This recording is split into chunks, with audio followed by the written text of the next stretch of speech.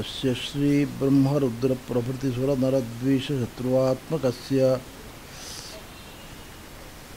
विष्णोर्व्यस्ताः समस्ताः सकलगुणनिधिः सर्वदोषव्यपेतः पूर्णानन्दाव्ययो यो गुरुरविपरमश्चिन्तयेतं महान्तं जन्माद्यस्य यतोऽन्वयादितरतश्चार्थेष्वभिज्ञस्वराट् तेने ब्रह्महृदाय आदिकवये मुह्यन्ति यं सूरयः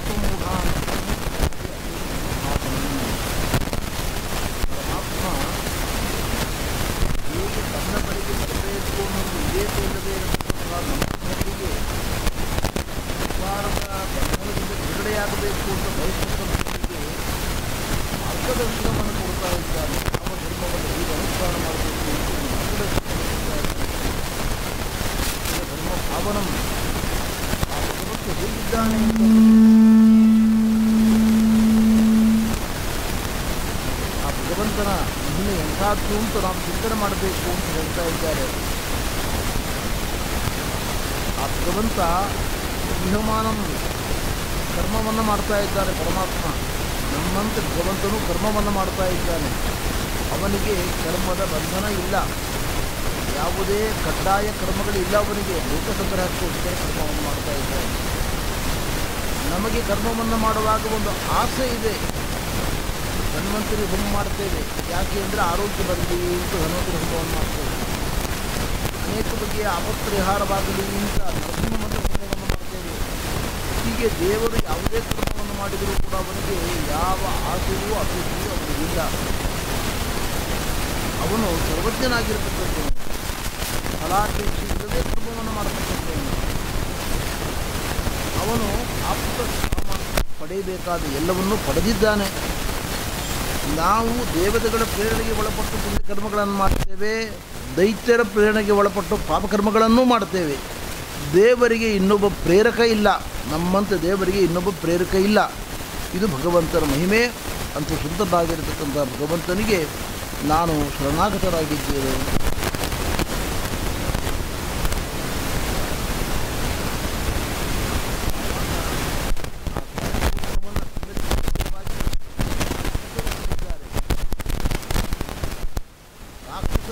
ಗುಂಪೇ ಬಂದಿದೆ, ಆಕ್ರಮಣ ಮಾಡಿದೆ ಸ್ವಯಂಭೂ ಮನುವಿನ ಮೇಲೆ. ಪರಮಾತ್ಮ ಆ ದೈತ್ಯರನ್ನೆಲ್ಲ ಸಂಹಾರ ಮಾಡಿ ಭಗವಂತ ಸ್ವರ್ಗಲೋಕದಲ್ಲಿ ಹೋಗಿ ಕುಳಿತುಕೊಂಡು ಇಂದ್ರ ಪದವಿಯಲ್ಲಿ ಕುಳಿತುಕೊಂಡು ಭೂಮಂಡಲವನ್ನು ಆಳಿದ್ದಾನೆ ಅಂತ ಹೇಳ್ತಾ ಇದ್ದಾರೆ ಆಚಾರ್ಯರು. ಹೇಳ್ತಾರೆ,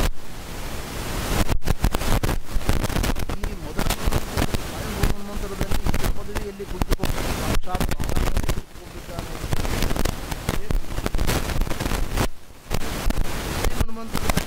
ರೋಚನನಾಮಕನಾಗಿರ್ತಕ್ಕಂಥ ವಾಯುದೇವರಿಂದ ಪದವಿಯಲ್ಲಿ ಕುಳಿತುಕೊಂಡು ಭೂಮಂಡಲವನ್ನು 3 ಲೋಕಗಳನ್ನು ಆಳಿದ್ದಾರೆ ಅಂತ ಹೇಳ್ತಾರೆ. ಮೂರನೇ ಮನ್ವಂತರದಲ್ಲಿ ಯಮಧರ್ಮರಾಜನೇ ಇಂದ್ರ ಪದವಿಯಲ್ಲಿ ಕುಳಿತುಕೊಂಡು ಭೂಮಂಡಲವನ್ನು 3 ಲೋಕಗಳನ್ನು ಆಳಿದ್ದಾರೆ. ರೂಪಗಳಿಂದ 5 ಮನ್ವಂತರಗಳ ಕಾರ್ಯವನ್ನು ಮಾಡಿದ್ದಾರೆ ಎಂದು ನಿರ್ಣಯದಲ್ಲಿ ಆಚಾರ್ಯರು ಹೇಳಿದ್ದಾರೆ. ಒಟ್ಟು ನಾವಿನಿಂದ ತಿಳಿಬೇಕಾಗಿರತಕ್ಕಂಥ ಮುಖ್ಯ ತಾತ್ಪರ್ಯ ಮನುವಿನ ಸಂಪತ್ತಿಯಲ್ಲಿ ಬಂದಿರತಕ್ಕಂಥ ನಾವೆಲ್ಲರೂ ಕೂಡ ಮನುವಿನಂತೆ ದೈತ್ಯರ ಆಕ್ರಮಣಕ್ಕೆ ಒಳಪಟ್ಟಿದ್ದಾರೆ. ನಮ್ಮ ಕಣ್ಣ ಮುಂದೆ ದೈತ್ಯರಿದ್ದಾರೆ, ದಾನವರಿದ್ದಾರೆ, ರಾಕ್ಷಸರಿದ್ದಾರೆ. ಯಾರು ರಾಕ್ಷಸರು ಅಂದರೆ ರಾವಣ, ಕುಂಭಕರ್ಣ ಇಂಥ ರಾಕ್ಷಸರೇ ಇರಬೇಕಾಗಿಲ್ಲ. 2 ರೀತಿಯಿಂದ ವ್ಯಾಖ್ಯಾನ ಇದಕ್ಕೆ. ಒಂದು, ದೈತ್ಯರು ಅಂದರೆ ಭೋಗಕಾರ ಬಗ್ಗೆ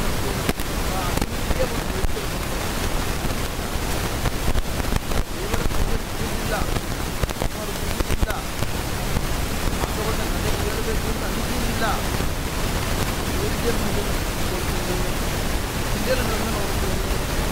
ಸುಲಭವಾಗಿ ಕಾಲಹರಣ ಮಾಡುತ್ತೇವೆ. ಇದರಲ್ಲೆಲ್ಲ ನಮಗೆ ಬಹಳ ಆನಂದ ಇದೆ. ಭಾಗವತದಲ್ಲಿ ದೈತ್ಯರ ಆಕ್ರಮಣ ಅಂದರೆ ದೈತ್ಯರು ನೇರವಾಗಿ ಬಂದು ನಮ್ಮ ಮೇಲೆ ಆಕ್ರಮಣ ಮಾಡುವುದಿಲ್ಲ. ಕಳ್ಳರು ದರೋಡೆಕೋರರು ನಮ್ಮ ಮೇಲೆ ಆಕ್ರಮಣ ಮಾಡುವುದಿಲ್ಲ. ಮನಸ್ಸನ್ನು ಕೆಡಿಸಿಬಿಡ್ತಾರೆ. ನಮ್ಮ ಮನಸ್ಸು ಒಳ್ಳೆಯ ವಿಷಯಗಳನ್ನು ಕೇಳಲಿಕ್ಕೆ, ಹೇಳಲಿಕ್ಕೆ, ಚಿಂತನೆ ಮಾಡಲಿಕ್ಕೆ ಸನ್ನದ್ಧವಾಗುವುದಿಲ್ಲ. ಇದೇ ದೈತ್ಯರ ಆಕ್ರಮಣಕ್ಕೆ ನಾವೆಲ್ಲ ಕೂಡ ಒಳಪಟ್ಟಿದ್ದೇವೆ.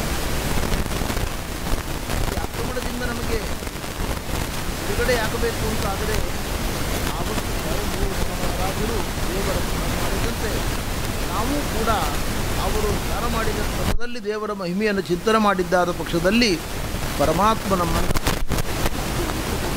ಮಾಡ್ತಾನೆ.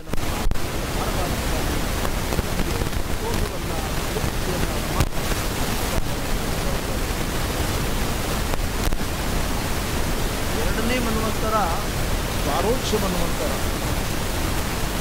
ಅಲ್ಲಿ ರೋಚನಾಮಕನಾಗಿರತಕ್ಕಂತಹ ಮುಖ್ಯ ಪ್ರಾಣ ಇಂದ್ರ ಪದವಿಯಲ್ಲಿ ಕುಳಿತುಕೊಂಡು ಮನ್ವಂತರದ ಜನರ ವ್ಯವಸ್ಥೆಗಳನ್ನು ಹೊಂದಿಕೊಂಡಿದ್ದಾನೆ. ಆವಾಗ ಪರಮಾತ್ಮ ಅವತಾರ ಮಾಡಿಕೊಂಡಿದ್ದಾನೆ ಅಂತ ಕರೀತಾರೆ. ವೇದ ಶಿರಸ್ಸನ್ನು ತಂದೆ ಸಹಿತ ಅಂತ ಅವರ ತಾಯಿ ಇಬ್ಬರು ತಪಸ್ಸು ಮಾಡಿ ದೇವರು ಮೊದಲಾಗಬೇಕು ಅಂತ ಕೇಳಿದ್ದಾರೆ. ದೇವರನ್ನು ಕುರಿತು ತಪಸ್ಸು ಮಾಡಿ ಪ್ರಾರ್ಥನೆ ಮಾಡಿಕೊಂಡಿದ್ದಾರೆ. ಸ್ವಾಮಿ, ನೀನು ನಮ್ಮ ಮಗನಾಗಿ ಅವತಾರ ಮಾಡಬೇಕು ಅಂತ ಕೇಳಿದ್ದಾರೆ. ದೇವರು ಒಲಿದು ಸಾಕಲಿಲ್ಲ. ಅವನನ್ನೇ ವಿಷ್ಣು ಅಂತ ಕರೀತಾರೆ, ಪರಮಾತ್ಮನ ರೂಪವನ್ನು. ಆ ರೂಪದ ಕಾರ್ಯ ಏನು ಅಂದರೆ ಅಷ್ಟಾಗಿ ಜಗತ್ರಾಣ ಮುನಿಯೋಯೇ ಧೃತವ್ರತಃ ಅನ್ನುವ ಶಿಕ್ಷಣವನ್ನು ಕುಮಾರ ಬ್ರಹ್ಮಚಾರಿತಃ. ಅಷ್ಟಾಗಿ ಜಗತ್ರಾಣಿ 30,000 ಬ್ರಹ್ಮಚಾರಿಗಳು, ಋಷಿಗಳು, ಕುಮಾರರು, ಜ್ಞಾನಿಗಳು ಅವರು ಭಗವಂತನ ಬಳಿಗೆ ಬಂದು ಸೇವೆಯನ್ನು ಮಾಡಿ ಜ್ಞಾನವನ್ನು ಕಲಿಸಿದ್ದಾರೆ.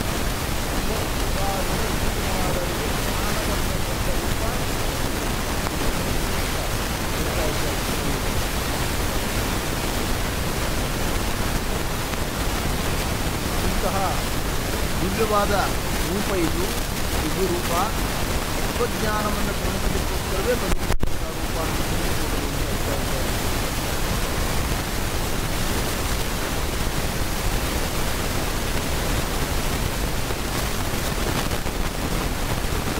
ಬ್ರಹ್ಮಸ್ಯ ಸುಹೃತಾಯಾಂತ ಭಗವಾನ್ ದೋಷ ಮಹಾವಿದ್ಯಾತಃ ಯಾಗ ಸತ್ಯವೃತೈ ಸಹ. ಮುಂದೆ 3ನೇ ಮನ್ವಂತರದಲ್ಲಿ, ತೃತೀಯ ಮನ್ವಂತರದಲ್ಲಿ ಉತ್ತಮ ಅದರ ಅಧಿಪತಿ, ಆ ಮನ್ವಂತರದಲ್ಲಿ ಪರಮಾತ್ಮ ಅವತಾರ ಮಾಡಿದ್ದಾರೆ. ಧರ್ಮ ಪ್ರಜಾಪತಿಯ ಮರಮೃತ ಅವಳಲ್ಲಿ ಅವತಾರ ಮಾಡಿದ್ದಾನೆ. ಅವನಿಗೆ ಸೇನಾ ಅಂತ ಕರೀತಾ ಇದ್ದಾರೆ ಪರಮಾತ್ಮರು. ಏನೇನಿರತಕ್ಕಂಥ ಪರಮಾತ್ಮ ಆ ಕಾಲದಲ್ಲಿರುವ ದೈತ್ಯರು, ಭೂತದ್ರೋಹಿಗಳು, ದೇವದ್ರೋಹಿಗಳು, ಬ್ರಹ್ಮದ್ರೋಹಿಗಳು, ಯಕ್ಷ ರಾಕ್ಷಸರು, ಅತ್ಯಂತ ದುರಾಚಾರಿಗಳಾಗಿರತಕ್ಕಂಥವರನ್ನೆಲ್ಲ ಸಂಹಾರ ಮಾಡಿ, ದಾನವ ಸಂಹಾರವನ್ನು ಮಾಡಿ ಎಲ್ಲರಿಗೂ ಸಹ ರೂಪ.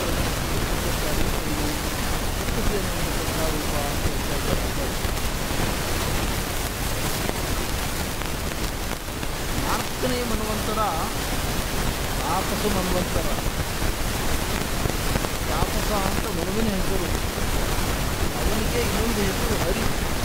ಆ ಮನ್ವಂತರ ಕ್ಷೇತ್ರಾಧಿಪತಿಯಾಗಿರತಕ್ಕಂಥ ಶ್ರೀಹರಿ ಗಜೇಂದ್ರನನ್ನ ವಿಪತ್ತಿನಿಂದ ಪಾರುಗಾಣದಿರತಕ್ಕಂಥ ರೂಪವನ್ನು ಪ್ರಾಪಕ ಹರಿ ಎಂದು ಕರೆದಿದ್ದಾರೆ.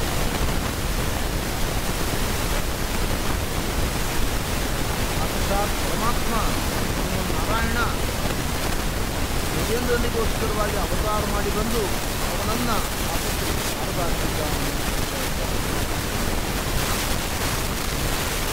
ಪರಮಾತ್ಮನ ತಾಯಿ ತಂದೆಗಳನ್ನು ಹೇಳ್ತಾರೆ. ಈ ಅವತಾರದಲ್ಲಿ ಹೇಗೆ ಕೃಷ್ಣಾವತಾರ ಮಾಡುವಾಗ ವಸುದೇವ ತಂದೆ ತಾಯಿ ದೇವಕಿ ಅಂತ ಹೇಳ್ತಾರೆ. ರಾಮಾವತಾರ ಮಾಡುವಾಗ ದಶರಥ ತಂದೆ ಕೌಸಲ್ಯ ತಾಯಿ ಅಂತ ಹೇಳ್ತಾರೆ. ಹಾಗೆ ಇಲ್ಲೂ ಕೂಡ ತಾಯಿ ತಂದೆಗಳಿದ್ದಾರೆ. ಹರಿಣಿಯಿಂದ ತಾಯಿ ಹೆಸರು, ಹರಿಮೇಧಸ್ಸು ಅಂತ ಪರಮಾತ್ಮನ ತಂದೆ ಹೆಸರು. ಇವರಲ್ಲಿ ಭಗವಂತ ಅವತಾರ ಮಾಡಿ ಬಂದಿದ್ದಾನೆ. ಗಜೇಂದ್ರನನ್ನ ಆಪತ್ತಿನಿಂದ ಪಾರು ಮಾಡಿದ್ದಾನೆ ಅಂತ ಹೇಳ್ತಾ ಇದ್ದಾರೆ. ಪರೀಕ್ಷಿತ್ ಮಹಾರಾಜರು ಹೇಳಿದರು, ಬಾದರಾಯಣ ಇಷ್ಟೇ ಶೋಕಮಿಚ್ಛಾಮಹಿ. ನಮಗೆ ಕಥೆಯನ್ನು ಕೇಳಲಿಕ್ಕೆ ಬಹಳ ಉತ್ಸುಕತೆ ಇದೆ. ಪರಮ ಪವಿತ್ರವಾದ ಕಥೆ. ಇದರ ಫಲಶ್ರುತಿಯಲ್ಲಿ ಹೇಳ್ತಾರೆ ಶುಕಮುನಿಗಳು, ಬೆಳಕು ಜಾಗದಲ್ಲಿ ಮತ್ತು ಸಾಯಂಕಾಲದಲ್ಲಿ ಗಜೇಂದ್ರನನ್ನ ಪ್ರಾಣಾಪಾಯದಿಂದ ಪಾರುಗಾಣಿಸಿದ ಹರಿನಾಮಕನಾದ ಪರಮಾತ್ಮನ ಮಂಗಲ ರೂಪವನ್ನು ಯಾರು ಧ್ಯಾನ ಮಾಡ್ತಾ ಇದ್ದಾರೆ ಅವರಿಗೆ ಕರ್ಮಬಂಧದಿಂದ ಮುಕ್ತಿ ಉಂಟಾಗ್ತದೆ. ಅಂತ್ಯಕಾಲದಲ್ಲಿ ಹರಿಸ್ಮರಣೆ ಉಂಟಾಗ್ತದೆ. ಪರಮಾತ್ಮನ ಸ್ಮರಣೆ ಬರ್ತದೆ. ಅಂತ್ಯಕಾಲದಲ್ಲಿ ಮೋಕ್ಷ ದೊರಕ್ತದೆ ಅಂತ ಫಲಶ್ರುತಿಯನ್ನು ಹೇಳಿದ್ದಾರೆ. ದೊಡ್ಡ ಫಲಶ್ರುತಿ.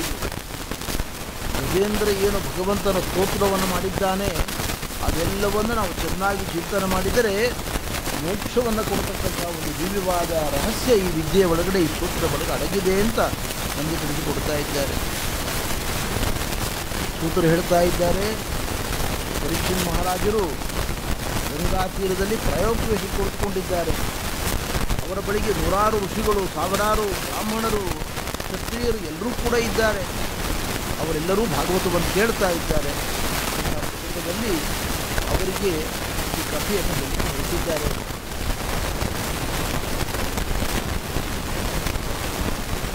ಈ ಭೂಮಿಯ ಒಳಗಿರುವ ಅನೇಕ ಪವಿತ್ರವಾದ ಪರ್ವತಗಳು, ಹಿಮಾಲಯ, ಮೇರು ಮೊದಲಾದ ಪರ್ವತಗಳನ್ನು ತ್ರಿಕೂಟ ಎಂಬತಕ್ಕಂಥದ್ದು ಒಂದು ಪರ್ವತ. ಸುತ್ತಲೂ ಕೂಡ ಹಾಲಿನಂತೆ ಮಧುರವಾದ ನೀರಿನಿಂದ ಕೂಡಿದ ಸರೋವರ ಅಲ್ಲಿದೆ, ಸುತ್ತು ಬರೆದಿದೆ. 10,000 ಯೋಜನೆ ವಿಸ್ತೀರ್ಣವಾಗಿರತಕ್ಕಂಥದ್ದು ಅದು.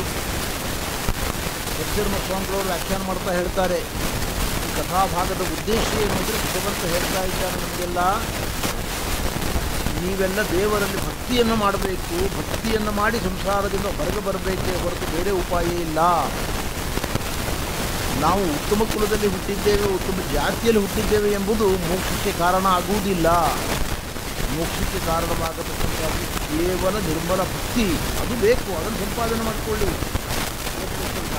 ಓದ್ರಿ, ಓದ್ರಿ, ಜ್ಞಾನ ಸಂಪಾದನೆ ಮಾಡಿಕೊಳ್ಳಿ.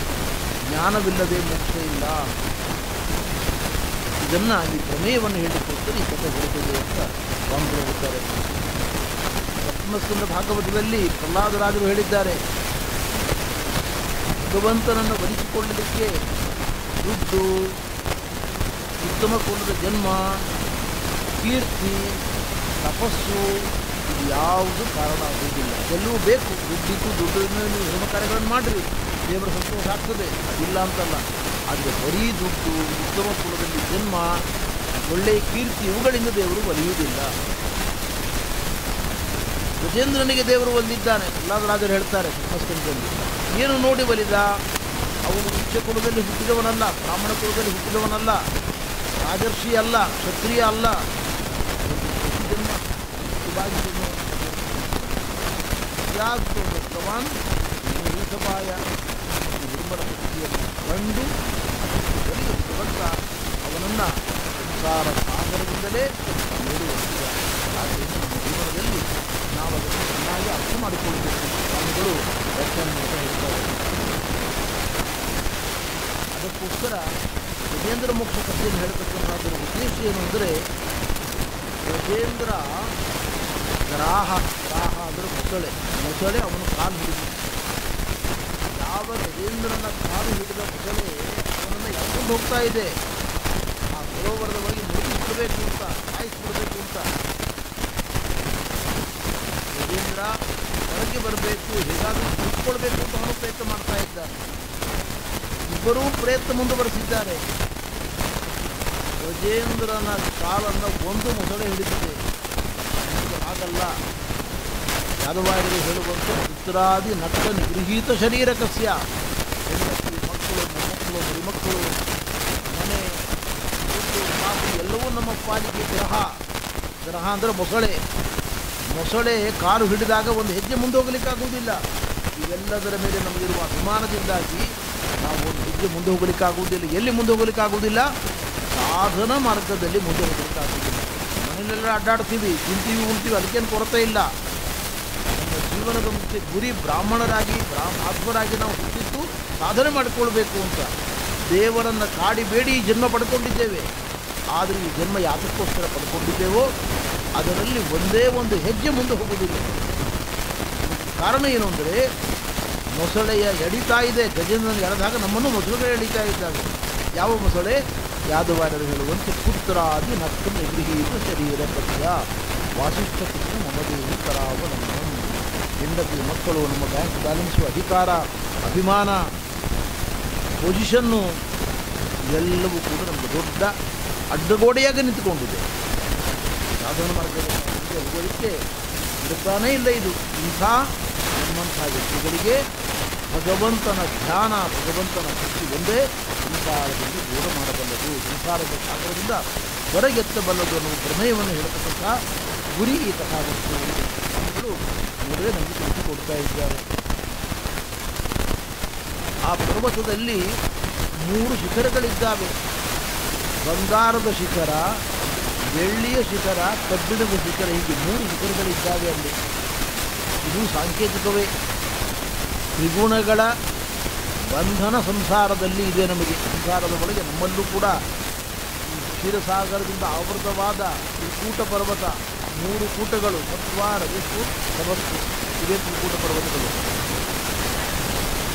ಇದರ ಒಳಗೆ ನಿಮ್ಮಂಥ ಒಬ್ಬ ಜೀವರಿಂದ ಗಜೇಂದ್ರನಂತೆ ಉನ್ಮತ್ತರಾಗಿ ವ್ಯವಹಾರ ಮಾಡ್ತೇವೆ. ದೇವರನ್ನು ಮರೆತು ವ್ಯವಹಾರ ಮಾಡ್ತೇವೆ. ಅನಾರೋಗ್ಯ ಆಯಿತು, ನನಗೇನು ಚಿಂತೆ, ಬೇಕಾದಷ್ಟು ದುಡ್ಡಿದೆ, ಬ್ಯಾಂಕ್ ಬ್ಯಾಲೆನ್ಸ್ ಇದೆ, ಡಾಕ್ಟರ್ ಇದ್ದಾರೆ. ದುಡ್ಡು, ಡಾಕ್ಟರು ಜಗತ್ತಿನಲ್ಲಿ ಒಬ್ಬರನ್ನು ಕಾಪಾಡುವುದಾಗಿದ್ದರೆ, ಜೀವ ಕೊಡುವುದಾಗಿದ್ದರೆ ಯಾರೂ ಸಾಯಲೇಬಾರದು. ದುಡ್ಡಿದ್ದವರು ಯಾರೂ ಸಾಯಬಾರದು. ಡಾಕ್ಟರ್ ಇದ್ದಾರೆ, ದುಡ್ಡಿದೆ, ಯಾಕೆ ಸಾಯಬೇಕು? ಅದಕ್ಕೆ ಯಾವುದೂ ನಮ್ಮನ್ನು ಬದುಕಿಸುವುದಲ್ಲ. ಶ್ರೀಹರಿಯ ಕರುಣೆ ಒಂದೇ ನಮ್ಮನ್ನು ಬದುಕಿಸ್ತಕ್ಕಂಥದ್ದು ಅನ್ನೋದು ಎಚ್ಚರಿಕೆ ನಮಗೆ ಬರಬೇಕು. ಆದರೆ ನಾವೇನು ಮಾಡಿದ್ದೇವೆ? ಗಜೇಂದ್ರನ ಹಾಗೆ ಉನ್ಮತ್ತರಾಗಿದ್ದೇವೆ. ನನಗೆ ಯಾರು ಭಯ, ನನಗೇನು ಚಿಂತೆ, ನಾನೇನು ಸಾಮಾನ್ಯನೇ ಅಂತ ನಮ್ಮಲ್ಲಿ ಅಭಿಮಾನ ಇದೆ, ಅಹಂಕಾರ ಇದೆ. ಅಂತಹ ನಾವುಗಳು ಗಜೇಂದ್ರನನ್ನು ಅನುಕರಣೆ ಮಾಡ್ತಾ ಇದ್ದೇವೆ. ಆ ದಿವ್ಯವಾಗಿರತಕ್ಕಂಥ ತ್ರಿಕೂಟ ಪರ್ವತದ ವರ್ಣನೆಯನ್ನು ಮಾಡ್ತಾ ಇದ್ದಾರೆ. ಅನೇಕ ಕಿರು ದೊರೆಗಳು ಹರಿತಾ ಇದ್ದಾವೆ. ಅಲ್ಲಿ ಪುಟ್ಟ ಪುಟ್ಟ ಝರಿ ಹರಿತಾ ಇದೆ. ಒಳ್ಳೊಳ್ಳೆಯ ಮರಗಳು, ಸುಗಂಧಭರಿತವಾಗಿರತಕ್ಕಂಥ ಪುಷ್ಪಗಳಿಂದ ಕೂಡಿದ ಮರಗಳು ಅಲ್ಲಿ ಇದ್ದಾವೆ. ಅವುಗಳ ಸುಗಂಧ ಗಾಳಿ ಎಲ್ಲ ಕಡೆಗೂ ಪಸರಿಸ್ತಾ ಇದೆ. ಸಿದ್ಧರು, ಚಾರಣರು, ಗಂಧರ್ವರು, ವಿದ್ಯಾಧರರು, ಅಪ್ಸರ ಸ್ತ್ರೀಯರು, ಕಿನ್ನರರು ಆ ಪ್ರದೇಶಕ್ಕೆ ಬಂದು ವಿಹಾರವನ್ನು ಮಾಡ್ತಾ ಇದ್ದಾರೆ, ಸ್ನಾನಾದಿಗಳನ್ನು ಮಾಡ್ತಾ ಇದ್ದಾರೆ. ಅಂತಹ ಪವಿತ್ರವಾದ ಸ್ಥಳ ಅದು. ಅಲ್ಲಿ ಒಳ್ಳೆಯ ಪಕ್ಷಿಗಳು ಗಾನ ಮಾಡ್ತಾ ಇದ್ದಾವೆ. ಆನೆಗಳು, ಉನ್ಮತ್ತವಾದ ಆನೆಗಳು ಎಲ್ಲ ಕಡೆಯಲ್ಲಿ ಸಂಚಾರ ಮಾಡ್ತಾ ಇದ್ದಾವೆ ಆ ಪವಿತ್ರವಾಗಿರತಕ್ಕಂಥ ಪ್ರದೇಶದಲ್ಲಿ. ಅಲ್ಲಿ ಸಿಂಹಗಳು ಗರ್ಜನೆ ಮಾಡ್ತಾ ಇದ್ದಾವೆ. ಅಂತಹ ಒಂದು ಕಾಡಿನ ಪ್ರದೇಶ ತ್ರಿಕೂಟ ಪರ್ವತ ಇರತಕ್ಕಂಥ ಸ್ಥಳ ಅದು. ದೇವಸ್ತ್ರೀಯರು ಅಲ್ಲಿ ಬಂದು ತ್ರಿಕೂಟ ಪರ್ವತದ ಒಳಗೆ ಇರತಕ್ಕಂತಹ ಪ್ರದೇಶಗಳಲ್ಲಿ ವಿಹಾರವನ್ನು ಮಾಡುತ್ತಾರೆ, ಸರೋವರಗಳಲ್ಲಿ ಸ್ನಾನವನ್ನು ಮಾಡುತ್ತಾರೆ. ಅವರ ದೇಹಕ್ಕೆ ಹಚ್ಚಿಕೊಂಡಿರತಕ್ಕಂತಹ ನಿರ್ಮಲವಾದ ಸುಗಂಧದ ವಾಸನೆ ಎಲ್ಲ ಕಡೆಗೆ ಪರಿಸರದಲ್ಲಿ ಹರಿತಾ ಇದೆ, ಎಲ್ಲ ಕಡೆಗೆ ಸಂತೋಷವನ್ನು ಕೊಡ್ತಾ ಇದೆ. ಅಂತಹ ಪವಿತ್ರವಾದ ತ್ರಿಕೂಟ ಪರ್ವತದಲ್ಲಿ ಒಂದು ಉದ್ಯಾನ ಇದೆ, ಋತುಮತು ಅಂತ ಕರೀತಾರೆ ಅದನ್ನು. ಆ ಋತುಮತಿ ಎಂಬತಕ್ಕಂತಹ ಒಂದು ಉದ್ಯಾನ ಅಲ್ಲಿ ಎಲ್ಲ ದೇವತೆಗಳು ಬರ್ತಾರೆ, ವಿಹಾರ ಮಾಡ್ತಾರೆ. ಬಹಳ ಸುಂದರವಾಗಿರ್ತಕ್ಕಂಥ ಸ್ಥಳ ಅದು. ಜನ್ಮಸ್ವಾಮಿಗಳವರು ಹೇಳ್ತಾರೆ, ಈ ಪ್ರದೇಶದಲ್ಲಿ ದೇವತೆಗಳು, ವಿದ್ಯಾಧರರು, ಕಿನ್ನರರು, ಕಿಂಪುರುಷರು ವಾಸ ಮಾಡಬಹುದು, ಬರ್ಬೋದು, ಹೋಗ್ಬೋದೇ ಹೊರತು ನಮ್ಮಂಥ ಮಾನವರಲ್ಲಿ ಹೋಗ್ಲಿಕ್ಕೆ ಆಗುವುದಿಲ್ಲ ಅಂತ ಹೇಳ್ತಾರೆ. ಮನುಷ್ಯ ಜಗನ್ಯತಾ ಸೂಚಿತ ಅಂತ ಹೇಳ್ತಾರೆ ಸ್ವಾಮಿಗಳು. ನೀವು ಗೂಗಲ್ಗೆ ಹೋದರೆ ಜಾರ್ಖಂಡದಲ್ಲಿ ತ್ರಿಕೂಟ ಪರ್ವತ ಇದೆ ಅಂತ ನೀವು ನೋಡಬಹುದು, ಅದರ ಬಗ್ಗೆ ವಿವರಣೆಯಿಂದ ನೋಡ್ಬೋದು. ಆದ್ದರಿಂದ ಈ ತ್ರಿಕೂಟ ಪರ್ವತ ಬೇರೆ, ನಮ್ಮ ಪುರಾಣಗಳು ಹೇಳ್ತಕ್ಕಂಥ ತ್ರಿಕೂಟ ಪರ್ವತ ಬೇರೆ. ಇವತ್ತು ನಮ್ಮ ಜನ ಹೋದ ಚಂದ್ರಲೋಕ ಬೇರೆ, ಪುರಾಣಗಳು ಹೇಳುವ ಚಂದ್ರಲೋಕ ಬೇರೆ. ಹೇಗೋ ಹಾಗೆ ಇದು ಕೂಡ ಭಿನ್ನವಾಗಿರತಕ್ಕಂಥದ್ದು, ಅದರ ಲಕ್ಷಣಗಳು ಬೇರೆ ಬೇರೆ ಇದ್ದಾವೆ. ಇಲ್ಲಿ ಬೇಕಾದಷ್ಟು ಮರಗಳು, ಪುಷ್ಪಗಳನ್ನು ಕೊಡತಕ್ಕಂತಹ ಪಾರಿಜಾತ, ನಾಗಸಂಪಿಗೆ, ಸಂಪಿಗೆ, ಬೇರೆ ಬೇರೆ ಮಲ್ಲಿಗೆ ಮೊದಲಾದ ಪುಷ್ಪಗಳು, ಅದರ ಜೊತೆಗೆ ಒಳ್ಳೆಯ ಮಾವಿನ ಹಣ್ಣಿನ ಮರಗಳು, ಹಲಸಿನ ಹಣ್ಣಿನ ಮರಗಳು, ಅದರ ಜೊತೆಗೆ ಅಡಿಕೆ ಮರಗಳು, ತೆಂಗಿನ ಮರಗಳು, ಖರ್ಜೂರ ಮೊದಲಾಗಿರತಕ್ಕಂಥ ದಾಳಿಂಬೆ, ಇವುಗಳಿಂದ ಕೂಡಿರತಕ್ಕಂಥ ವನ ಅಲ್ಲಿ ಕಾಣ್ತಾ ಇದೆ. ಮಧುರವಾಗಿರತಕ್ಕಂಥ ಬೇಕಾದಷ್ಟು ಮರಗಳು ಅಲ್ಲಿ ಇದ್ದಾವೆ. ಮಧುರವಾದ ಫಲಗಳನ್ನು ಕೊಡತಕ್ಕಂತಹ ಒಳ್ಳೊಳ್ಳೆಯ ಮರಗಳು, ಹಣ್ಣಿನ ಮರಗಳು ಅಲ್ಲಿ ಕಾಣ್ತಾ ಇದ್ದಾವೆ. ಅಲ್ಲಿ ಒಂದು ಸರೋವರ ಇದೆ. ಲಸತ್ಕಾಂಚನ ಪಂಕಜಂ, ಬಂಗಾರದಂತೆ ಹೊಳೆಯುವ ಕಮಲಗಳಿಂದ ಕೂಡಿರತಕ್ಕಂತಹ ಸರೋವರ ಅದು. ಒಳ್ಳೆಯ ಸರೋವರ, ಸುಂದರವಾದ ಸರೋವರ ಅದು. ಆ ಸರೋವರದಲ್ಲಿ ಕಮಲ, ಕುಮುದ ಪುಷ್ಪಗಳು, ನಾನಾ ಬಗೆಯ ಒಳ್ಳೊಳ್ಳೆಯ ಪುಷ್ಪಗಳನ್ನು ಸರೋವರದಲ್ಲಿ ನಾವು ನೋಡ್ಬೋದು. ದುಂಬಿಗಳೆಲ್ಲ ಆ ಒಳ್ಳೆಯ ಕಮಲಗಳ, ಕುಮುದ ಪುಷ್ಪಗಳ ಬಳಿಗೆ ಬಂದು ಆಘ್ರಾಣ ಮಾಡ್ತಾ ಇದ್ದಾವೆ. ಅದರ ಒಳಗಿರತಕ್ಕಂಥ ರಸವನ್ನು ಸ್ವೀಕಾರ ಮಾಡ್ತಾ ಇದ್ದಾವೆ. ಹಂಸ ಪಕ್ಷಿಗಳು, ಮೀನುಗಳು, ಮೊಸಳೆಗಳು ಆ ಸರೋವರದ ಒಳಗೆ ತುಂಬಿಕೊಂಡಿದ್ದಾವೆ.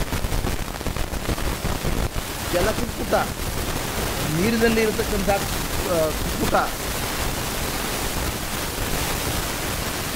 ನಾನಾ ಬಗೆಯ ಪ್ರಾಣಿಗಳು ಅಲ್ಲಿ, ಆಮೆಗಳು, ಕಪ್ಪೆಗಳು ಎಲ್ಲವೂ ಕೂಡ ಆ ಸರೋವರದ ಒಳಗೆ ಬಿಸಿಲಿನ ಬೇಗೆಯಿಂದ, ದಳ್ಳುರಿಯಿಂದ ಶಾಂತಿಯನ್ನು ಪಡೆದುಕೊಳ್ತಾ ಇದ್ದಾವೆ.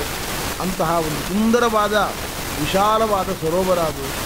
ಆ ಪ್ರದೇಶಕ್ಕೆ ತನ್ನ ಹೆಂಗಳೆಯರೊಂದಿಗೆ, ಮಡದಿಯರೊಂದಿಗೆ ಕೂಡಿಕೊಂಡು ಆ ಗಜರಾಜ ಗಜೇಂದ್ರ ಬರ್ತಾ ಇದ್ದಾನೆ. ಅವನು ಬರುವಾಗಲೇ ಗಂಭೀರವಾಗಿರತಕ್ಕಂಥ ನಡಿಗೆ. ಯಾವ ಗಜೇಂದ್ರನ ಆ ನಡಿಗೆ, ಗಾಂಭೀರ್ಯ, ಅವನ ಪರಾಕ್ರಮವನ್ನು ಕಂಡು ಹುಲಿ, ಸಿಂಹ ಮೊದಲಾದ ಪ್ರಾಣಿಗಳು ಹೆದರಿ ಓಡಿ ಹೋಗ್ತಾ ಇದ್ದಾವಂತೆ. ನಿಜವಾಗಿ ಆನೆಯನ್ನು ಕೂಡ ಸಿಂಹ ಯುದ್ಧದಲ್ಲಿ ಸೋಲಿಸಿ ಅದರ ಮದವನ್ನು ಭರಿಸಿ, ಅದರ ಮದಭರಿತವಾಗಿರತಕ್ಕಂಥ ಜಲವನ್ನು ತೆಗೆದು ಅದನ್ನು ಪಾನ ಮಾಡ್ತದೆ, ರಕ್ತವನ್ನು ಪಾನ ಮಾಡ್ತದೆ, ಅದು ನೆತ್ತರು ಪಾನ ಮಾಡ್ತದೆ ಸಿಂಹ. ಆದರೆ ಈ ಗಜೇಂದ್ರ ಎಷ್ಟು ಬಲಶಾಲಿ ಎಂದರೆ ಅವನ ಬಳಿಗೆ ಬರಲಿಕ್ಕೆ ಹುಲಿ, ಸಿಂಹಗಳು ಕೂಡ ಹೆದರ್ತಾ ಇದ್ದಾವೆ. ಕಾಡಿನ ಬಲಿಷ್ಠ ಪ್ರಾಣಿಗಳಾಗಿರತಕ್ಕಂಥ ಖಡ್ಗಮೃಗ, ಶರಭ, ದೊಡ್ಡ ಹೆಬ್ಬಾವುಗಳು ಇವು ಕೂಡ ಅವನ ಬಳಿಗೆ ಬರುವುದಿಲ್ಲ. ಅಂತಹ ಗಜೇಂದ್ರ ಇದ್ದದ್ದರಿಂದಲೇ ಸಾಧು ಪ್ರಾಣಿಗಳು, ಜಿಂಕೆಗಳು, ಹಸುಗಳು, ಇವೆಲ್ಲ ಪ್ರಾಣಿಗಳು ನಿಶ್ಚಿಂತೆಯಾಗಿ ಅಲ್ಲಿ ವಾಸ ಮಾಡ್ತಾ ಇದ್ದಾರೆ. ಗಜರಾಜನ ಭಯದಿಂದ ಸಿಂಹ, ಹುಲಿಗಳ ಕಾಟ ಇಲ್ಲ ಅವುಗಳಿಗೆ. ಭಯಂಕರವಾಗಿರತಕ್ಕಂತಹ ತೋಳಗಳು ಮೊದಲಾದ ಮಾಂಸ ತಿನ್ನುವ ಪ್ರಾಣಿಗಳನ್ನು ಆಕ್ರಮಣ ಮಾಡುವ ಪ್ರಾಣಿಗಳೆಲ್ಲ ಅಲ್ಲಿಂದ ದೂರ ಇದ್ದಾರೆ. ಹೀಗಾಗಿ ಅವನಿಂದಾಗಿ ಇವುಗಳೆಲ್ಲವೂ ಕೂಡ ಶಶಗಳು, ಇದರ ಮೊಲಗಳು ಅವೆಲ್ಲ ಬಹಳ ಸಂತೋಷದಿಂದ ಅವನಿರುವ ಪ್ರದೇಶದಲ್ಲಿ ವಾಸ ಮಾಡುತ್ತಾ ಇದ್ದಾರೆ. ಅಂತಹ ಗಜರಾಜ ಸರೋವರಕ್ಕೆ ಬರುತ್ತಾ ಇದ್ದಾನೆ.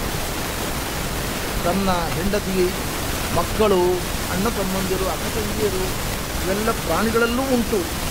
ಅಂಥ ಎಲ್ಲ ದೊಡ್ಡ ಗುಂಪನ್ನು ಕಟ್ಟಿಕೊಂಡು ಸರೋವರಕ್ಕೆ ಬಂದಿದ್ದಾನೆ. ಅಲ್ಲಿ ವಿಹಾರ ಮಾಡ್ತಾ ಇದ್ದಾನೆ, ಸ್ನಾನ ಮಾಡ್ತಾ ಇದ್ದಾನೆ. ಒಳ್ಳೆಯ ಮಧುರವಾದ ಜಲವನ್ನು ಕುಡಿದಿದ್ದಾನೆ. ಸೊಂಡಲಿನಿಂದ ಪುನಃ ಎಲ್ಲ ನೀರನ್ನು ತಗೊಂಡು ಮೈ ಮೇಲೆ ಹಾಕ್ಕೊಳ್ತಾ ಇದ್ದಾನೆ. ಗಜಸ್ನಾನ ಅಂತಲೇ ಕರೀತಾರಲ್ಲ, ಎಷ್ಟು ನೀರು ಹಾಕ್ಕೊಂಡು ತೃಪ್ತಿ ಆಗುವುದಿಲ್ಲ, ಹಾಗೆ ಅವನು ಗಜಸ್ನಾನ ಮಾಡ್ತಾ ಇದ್ದಾನೆ. ಅಲ್ಲಿ ಎಷ್ಟು ಸ್ನಾನ ಮಾಡಿದರೂ ತೃಪ್ತಿ ಇಲ್ಲ. ಹೊರಗಡೆ ಭಯಂಕರ ಬಿಸಿಲಿನ ಬೇಗೆ, ಆದ್ದರಿಂದ ಜಲಾಶಯದ ಒಳಗಿರುವಾಗ ಆನಂದ ಆಗ್ತಾ ಇದೆ ಅವನಿಗೆ. ಅದನ್ನು ಬಿಟ್ಟು ಹೊರಗೆ ಬರಬೇಕು ಅಂತಲೇ ಅನ್ನಿಸ್ತಾ ಇಲ್ಲ ಅವನಿಗೆ. ಇಷ್ಟು ಹೊತ್ತಿಗೆ ತಂ ತತ್ರ ಕಸ್ಮಿನ್ ನೃಪ ದೈವಚೋದಿತಃ ಗ್ರಾಹೋ ಬಲೀಯಾನ್ ಚರಣೆ ಋಷಾಕ್ರಯಿ. ಶುಕಾಚಾರ್ಯರಂತಾರೆ, ಒಂದು ಮೊಸಳೆ ಗಜರಾಜನ ಕಾಲು ಹಿಡಿಯಿತು. ಆ ಸರೋವರದ ಒಳಗೆ 100 ಮೊಸಳೆಗಳಿದ್ದಾರೆ. ಈ ವಿಶಾಲವಾಗಿರತಕ್ಕಂತಹ ಸರೋವರದಲ್ಲಿ 100 ಆನೆಗಳು ಹಿಡಿದಿದ್ದಾವೆ. ನೋಡಿ, ಒಂದು ಮೊಸಳೆ ಈ ಆನೆಯ ಕಾಲು ಹಿಡಿದಿದೆ. ಇನ್ನೂ 10 ಮೊಸಳೆಗಳಿದ್ದಾವೆ. ಯಾವುದಾದ್ರು ಒಂದು ಬೇರೆ ಆನೆ ಕಾಲು ಹಿಡಿಬೋದಾಗಿತ್ತಲ್ಲ, ಹಿಡಿದಿಲ್ಲ, ಇದರ ಕಾಲನ್ನೇ ಹಿಡಿದಿದೆ. ಅದ್ಯಾಕೆ? ದೈವ ಚೋದಿತ ಕರ್ಮ, ನಮ್ಮ ಕರ್ಮಗಳು, ನಾವು ಮಾಡಿದ ಪುಣ್ಯ ಪಾಪಗಳು ಜನ್ಮ ಜನ್ಮಾಂತರಗಳಲ್ಲಿ ಅದು ನಮ್ಮನ್ನು ಹಿಡಿದು ಸುಖವನ್ನು ದುಃಖವನ್ನು ಕೊಡ್ತದೆ. ಯಥಾ ಧೇನುಸಹಸ್ರೇಷು ವತ್ಸೋ ವಿಂದತಿ ಮಾತರಂ ಏವಂ ಪೂರ್ವಕೃತಂ ಕರ್ಮ ಕರ್ತಾರಂ ವಿಂದತಿ. ಸಾವಿರಾರು ಹಸುಗಳು ಕಾಡಿನಲ್ಲಿ ಹುಲ್ಲನ್ನು ಮೇಯ್ದುಕೊಂಡು ಗೋಶಾಲೆಗೆ ವಾಪಸ್ ಬರುತ್ತದೆ. ಕರುಗಳೆಲ್ಲ ತಮ್ಮ ತಮ್ಮ ತಾಯಿಯ ಕೆಚ್ಚಲಿಗೆ ಹೋಗಿ ಬಾಯಿ ಹಾಕ್ತವೆ. ಇನ್ನೊಂದು ಹಸುವಿನ ಬಳಿಗೆ ಹೋಗುವುದಿಲ್ಲ. ಆಯಾಯ ಕರುಗಳು ತಮ್ಮ ತಾಯಿಯನ್ನೇ ಗುರುತಿಸಿ ಅದರ ಕೆಚ್ಚಲಿಗೆ ಬಾಯಿ ಹಾಕುವಂತೆ ನಾವು ಮಾಡಿದ ಪುಣ್ಯ ಪಾಪಗಳು ಕೂಡ ನಮಗೆ ಕಾಲ ಬಂದಾಗ, ಕಾಲ ಒದಗಿದಾಗ ಪುಣ್ಯ ಪಾಪದ ಫಲವಾದ ಸುಖದುಃಖಗಳನ್ನು ಕೊಡ್ತದೆ. ಪುಣ್ಯ ಮಾಡಿದರೆ ಸುಖ, ಪಾಪ ಮಾಡಿದರೆ ದುಃಖ. ಇದನ್ನು ತಪ್ಪಿಸ್ಕೊಳ್ಳಿಕ್ಕಾಗುವುದಿಲ್ಲ. ಲೋಕದಲ್ಲಿ ನಾವು ನೋಡ್ತೇವೆ, ಒಂದೇ ಕಾರ್ನಲ್ಲಿ, ಬಸ್ನಲ್ಲಿ, ಫ್ಲೈಟ್ನಲ್ಲಿ ಸಂಚಾರ ಮಾಡ್ತಾ ಇರ್ತಾರೆ, ಆಕ್ಸಿಡೆಂಟ್ ಆಗ್ತದೆ. ಕೆಲವರು ಬದುಕ್ತಾರೆ, ಕೆಲವರು ತಕ್ಷಣದಲ್ಲಿ ಸ್ಪಾಟ್ ಡೆತ್ ಆಗ್ತದೆ, ಅಲ್ಲೇ ಸತ್ತು ಕೊಡ್ತಾರೆ. ಅವರು ಆ ಕ್ಷಣದಲ್ಲಿ ಸತ್ತರೆ ಯಾಕೆ, ಇವರು ಬದುಕಿದ್ರೆ ಯಾಕೆ? ಒಬ್ಬನಿಗೆ ಏನೂ ಸ್ಕ್ರ್ಯಾಚ್ ಆಗದಷ್ಟು ಆರೋಗ್ಯವಾಗಿ ಅವನು ಅಲ್ಲಿಂದ ಹೊರಗೆ ಬರ್ತಾನೆ. ಹೇಗೆ ಬಂದ? ಅದು ಅವರ ಜೀವ ಕರ್ಮ. ಪುಣ್ಯ ಇದ್ದರೆ ಬದುಕಿ ಉಳಿತಾನೆ, ಪಾಪ ಇದ್ದರೆ ಮರಣವನ್ನು ಅಪ್ತಾನೆ. ಆದ್ದರಿಂದ ನಾವು ಮಾಡಿರತಕ್ಕಂಥ ಪುಣ್ಯ ಪಾಪಗಳಿಗೆ ಅನುಗುಣವಾಗಿ ನಮಗೆ ಸುಖ ದುಃಖಗಳು ಉಂಟಾಗ್ತದೆ ಅಂತ ಹೇಳ್ತಾ ಇದ್ದಾರೆ. ರುಚೈವಂ ವ್ಯಸನಂಗತೋ ಗಜಃ. ಭಗವಂತನ ಸಂಕಲ್ಪದಂತೆ ಆ ಗಜರಾಜ ದೊಡ್ಡ ಆಪತ್ತಿಗೆ ಸಿಲುಕಿಕೊಂಡಿದ್ದಾನೆ, ದೊಡ್ಡ ಆಪತ್ತಿಗೆ ಸಿಲುಕಿಕೊಂಡಿದ್ದಾನೆ. ಮೊಸಳೆ ಎಳಿತಾ ಇದೆ ಅವನನ್ನು, ನೀರಿನ ಬಳಿಗೆ ಎಳಿತಾ ಇದೆ. ಇವನು ಹೊರಗೆ ಬರಬೇಕು, ಬಿಡಿಸ್ಕೊಂಡು ಹೊರಗೆ ಬರಬೇಕು ಅಂತ ಪ್ರಯತ್ನ ಮಾಡ್ತಾ ಇದ್ದಾನೆ. ಇದು ಸಾಧ್ಯವೇ ಆಗ್ತಾ ಇಲ್ಲ. ಧರ್ಮ ತೀರ್ಥರು ಒಂದು ವಿನೋದ ಮಾಡ್ತಾರೆ. ಆನೆಯ ಬಲ ಹೆಚ್ಚು ಅಥವಾ ಮೊಸಳೆಯ ಬಲ ಹೆಚ್ಚು? ಮೊಸಳೆಯ ಬಲ ಹೆಚ್ಚಲ್ಲ, ಆನೆಯ ಬಲ ಹೆಚ್ಚು. ಆನೆ ಮೊಸಳೆಯನ್ನು ತುಳಿದು ತುಳಿದು ಅದನ್ನು ನಿರ್ವಿಣ್ಣವನ್ನಾಗಿ ಮಾಡಲಿಕ್ಕೆ ಸಾಮರ್ಥ್ಯ ಉಂಟು. ಆನೆಯ ಬಲವೇ ಜಾಸ್ತಿ. ಆ ಆನೆ ಮೊಸಳೆಯನ್ನು ತುಳಿದು ತುಳಿದು ಅಪ್ಪಚ್ಚಿ ಮಾಡಿ ಹಾಕಬಲ್ಲು. ಆದರೆ ನೀರಿನ ಒಳಗಿರುವಾಗ ಮೊಸಳೆಗೆ ಬಲ ಹೆಚ್ಚು, ಭೂಮಿಯ ಮೇಲಿರುವಾಗ ಆನೆಗೆ ಬಲ ಹೆಚ್ಚು. ಆನೆ ಒಂದು ಪಕ್ಷ ಭೂಮಿಯಲ್ಲಿದ್ದು ಅಲ್ಲಿ ಮೊಸಳೆ ಬಂದರೆ ಮೊಸಳೆಯನ್ನು ತುಳಿದು ತುಳಿದು ಅಪ್ಪಚ್ಚಿ ಮಾಡಬಲ್ಲು. ಆದರೆ ಮೊಸಳೆ ನೀರಿನ ಒಳಗಿದ್ದು ಏನಾದರೂ ಆನೆಯನ್ನು ಕಾಲು ಹಿಡಿತು ಅಂದರೆ, ಕೊಂಡಲ್ಲಿ ಹಿಡಿತು ಅಂದರೆ ಬಿಡಿಸ್ಕೊಳ್ಳಿಕ್ಕೆ ಆನೆಗೆ ಸಾಧ್ಯ ಆಗುವುದಿಲ್ಲ. ಅವರವರ ಸ್ಥಳಗಳಲ್ಲಿ ಅವರವರು ಬಲಿಷ್ಠರು. ಆದ್ದರಿಂದ ಮೊಸಳೆ ಆನೆಯ ಕಾಲು ಹಿಡಿತು, ಆನೆಗೆ ಬಿಡಿಸ್ಕೊಳ್ಳಿಕ್ಕೆ ಸಾಧ್ಯವೇ ಆಗ್ತಾ ಇಲ್ಲ.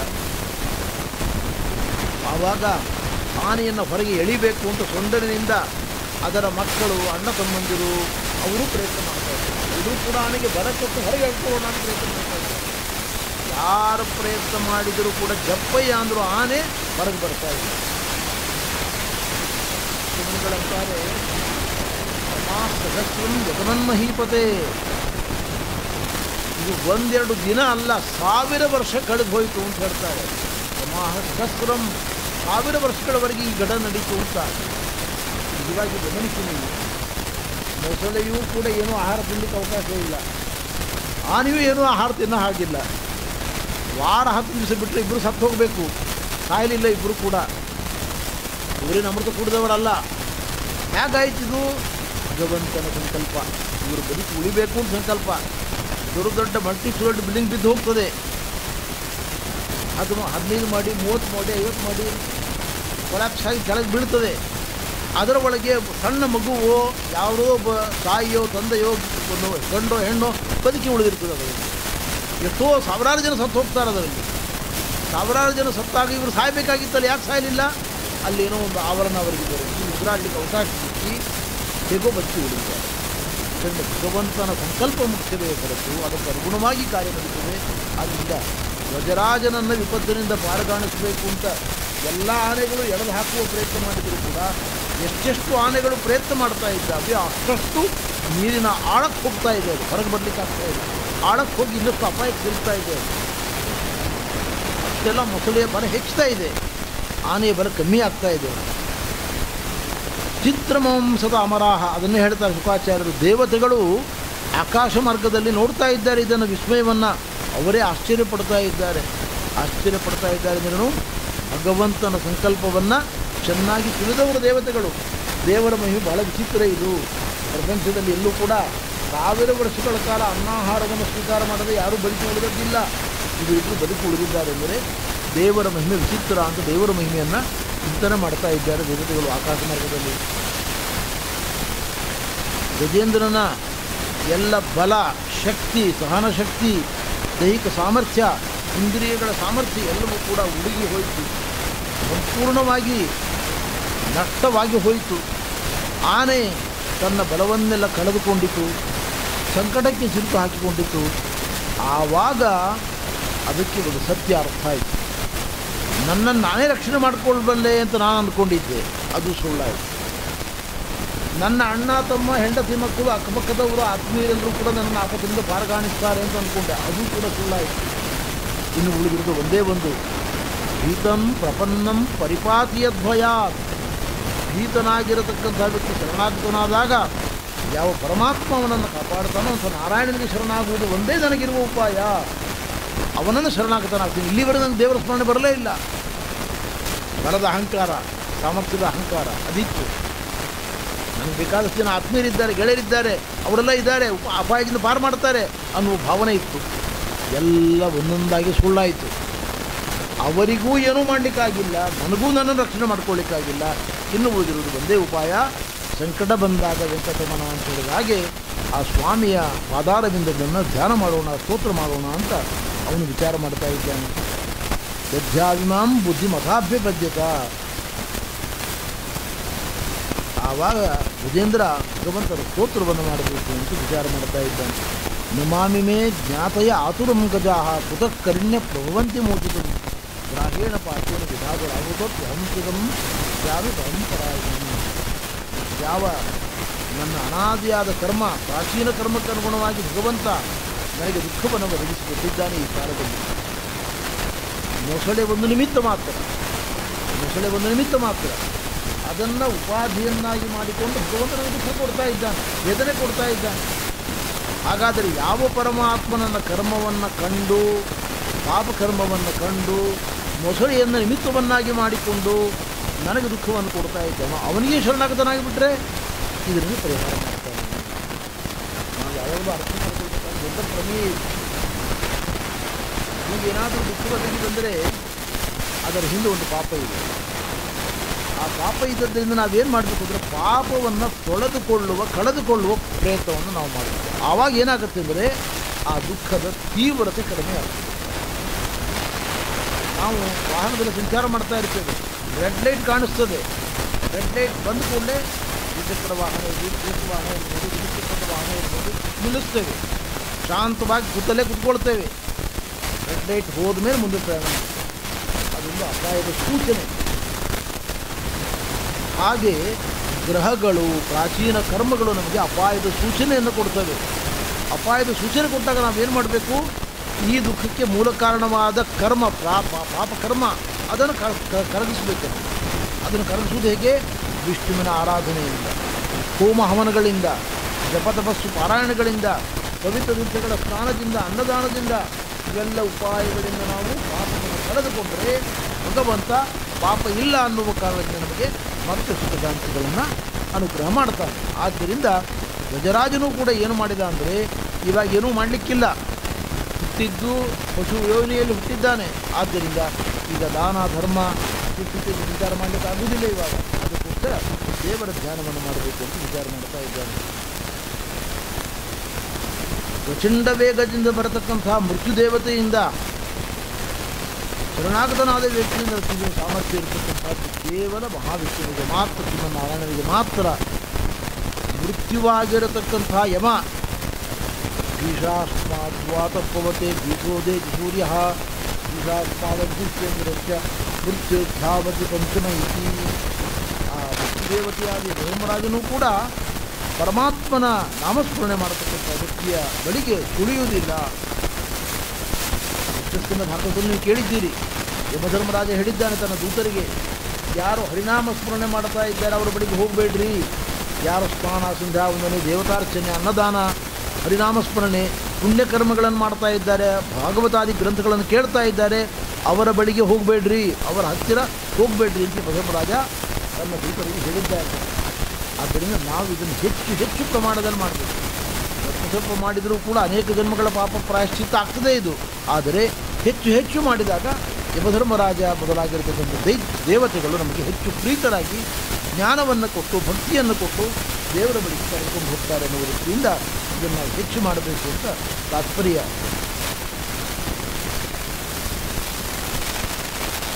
ಜಜಾಪ ಪರಮಂ ಜಾತ್ಯಂ ಪ್ರಾಗ್ಜನ್ಮನ್ಯನುಶಿಕ್ಷಿತಂ. ಆವಾಗ ಈ ಗಜರಾಜ ದೇವರ ಸ್ತೋತ್ರ ಮಾಡಲಿಕ್ಕೆ ಪ್ರಾರಂಭ ಮಾಡಿದ.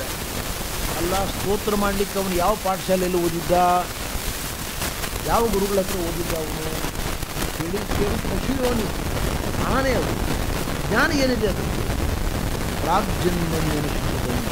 ಇಂದ್ರದ್ಯುಮ್ನಾದಾಗ ಅನೇಕ ಬ್ರಾಹ್ಮಣರ ಬಳಿಗೆ ಹೋಗಿ ಪಾಠವನ್ನು ಕೇಳಿದ್ದಾನೆ. ರಾಜರ್ಷಿ ಅವನು ರಾಜನಾಗಿರುವಾಗ ಅನೇಕ ಬ್ರಾಹ್ಮಣರ ಪಾದ ಸೇವೆಯನ್ನು ಮಾಡಿ ಜ್ಞಾನ ಪಡ್ಕೊಂಡಿದ್ದಾನವನು. ಅದೆಲ್ಲವೂ ಕೂಡ ಒಳಗೆ ಸುಪ್ತವಾಗಿದೆ.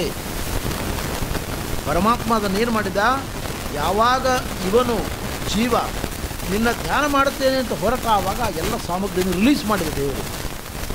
ಅಂದರೆ ಮೊದಲು ಜೀವ ಏನು ಮಾಡಬೇಕು, ಒಳ್ಳೆಯ ಸಂಕಲ್ಪವನ್ನು ಮಾಡಬೇಕು. ಮೊದಲು ಸಂಕಲ್ಪವನ್ನು ಮಾಡಿದ ಅಂದರೆ ಪರಮಾತ್ಮ ಅದಕ್ಕೆ ಬೇಕಾದ ಪೋಷಕವಾದ ಎಲ್ಲ ಅನುಕೂಲತೆಯನ್ನು ಕಲ್ಪಿಸಿಕೊಡ್ತಾರೆ. ಸಂಕಲ್ಪವನ್ನೇ ನಾವು ಮಾಡದೆ ಹೋದರೆ ಏನೂ ಮಾಡಲಿಕ್ಕೆ ಆಗೋದಿಲ್ಲ. ಆರಂಭ ಮಾತ್ರ ಇಚ್ಛಾವ. ನಾವು ಒಂದು ಪುಣ್ಯ ಕಾರ್ಯವನ್ನು ಆರಂಭ ಮಾಡಬೇಕು. ಮಧ್ಯದಲ್ಲಿ ನಿಂತರೂ ಪರವಾಗಿಲ್ಲ, ಎಷ್ಟು ಮಾಡಿದ್ದೇವೋ ಅಷ್ಟು ಪುಣ್ಯ ಇದ್ದೇವೆ. ಭಗವದ್ಗೀತೆಯನ್ನು ನಾನು ಸಂಪೂರ್ಣವಾಗಿ ಪಾರಾಯಣ ಮಾಡ್ತೇನೆ ಅಂತ ಸಂಕಲ್ಪ ಮಾಡ್ತೀವಿ. 1-2 ಅಧ್ಯಾಯ ಮಾಡ್ತೀವಿ, ಮುಂದೆ ಮಾಡಲಿಕ್ಕೆ ಆಗೋದಿಲ್ಲ, ಏನೋ ತೊಂದರೆ ಆಗುತ್ತೆ, ಪರವಾಗಿಲ್ಲ. 2 ಅಧ್ಯಾಯ ಮಾಡಿದ ಪುಣ್ಯ ಬಂದೇ ಬರ್ತದೆ. 18 ಅಧ್ಯಾಯ ಮಾಡ್ತೀನಿ ಸಂಕಲ್ಪ ಮಾಡಿದ್ದಕ್ಕೋಸ್ಕರ ಅದಕ್ಕೆ ಎಷ್ಟು ಪುಣ್ಯ ಬರಬೇಕು, ಅದರ ಒಂದು 50% ಪುಣ್ಯ ಬರುತ್ತೆ. ಮಾಡುವುದನ್ನು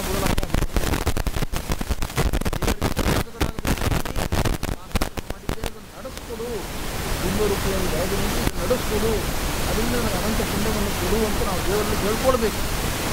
ದೇವರ ಕ್ರಮ ಹೇಗೆ ಅಂದರೆ, ನಮ್ಮಂತಹ ಜೀವರಾಶಿಗಳು ದೇವರನ್ನು ಬೇಡಿದಾಗ ಕೊಡ್ತಾನೆ. ದೇವರು ಬೇಡಿದರೆ ಕೊಡುವ ಉತ್ತಮಾಧಿಕಾರಿಗಳಾದ ದೇವತೆಗಳ ದೇಶಗಳಿಗೆ ಅವರು ಬೇಡಬೇಕಾಗಿಲ್ಲ. ನಾವ್ಯಾಕೆ ಬೇಡಬೇಕು ಅಂದರೆ, ನಮಗೊಂದು ಗಜೇಂದ್ರ ಮತ್ತು ದುರಭಿಮಾನ ಇದೆ. ನನ್ನ ಸಮಸ್ಯೆಗಳನ್ನು ನಾನೇ ಪರಿಹಾರ ಮಾಡ್ಕೊಳ್ತೇನೆ, ದೇವರು ಯಾಕೆ ಬೇಕು ನನಗೆ ಅಂತ ನಾವು ಅಂತೀವಿ. ಅದಕ್ಕೆ ದೇವರು ತನ್ನ ಅಸ್ತಿತ್ವವನ್ನು ಅವಗಾನಿಸಿ ತೋರಿಸಿಕೊಟ್ಟು ತನ್ನಿಂದ ಆಪತ್ತು ಪರಿಹಾರ ಮಾಡಿಕೊಳ್ಳಿಕ್ಕಾಗುವುದಿಲ್ಲ ಅನ್ನೋ ಜ್ಞಾನೋದಯವನ್ನು ಮಾಡಿಕೊಟ್ಟು ಶ್ರದ್ಧೆಯನ್ನು ಹುಟ್ಟು ಹಾಕಿ ಭಕ್ತಿಯನ್ನು ಹುಟ್ಟು ಹಾಕಿ ಶರಣಾಗತನನ್ನಾಗಿ ಮಾಡ್ತಾನೆ ದೇವರು. ಯಾವಾಗ ನಮಗೆ ಆ ರೀತಿ ಮನಸ್ಸು ಮಾಲಿನ್ಯವನ್ನು ಕಳೆದುಕೊಂಡು ಭಗವಂತನ ಬಳಿಗೆ ಬರ್ತದೋ ಆವಾಗ ನಮಗೆ ದೇವರ ಮಹಿಮೆ ಚೆನ್ನಾಗಿ ಅರ್ಥ ಆಗ್ತದೆ. ಇಲ್ಲ ಅಂದರೆ ಒಂದು ಕಡೆ ಅಹಂಕಾರ ಇದ್ದೇ ಇರ್ತದೆ.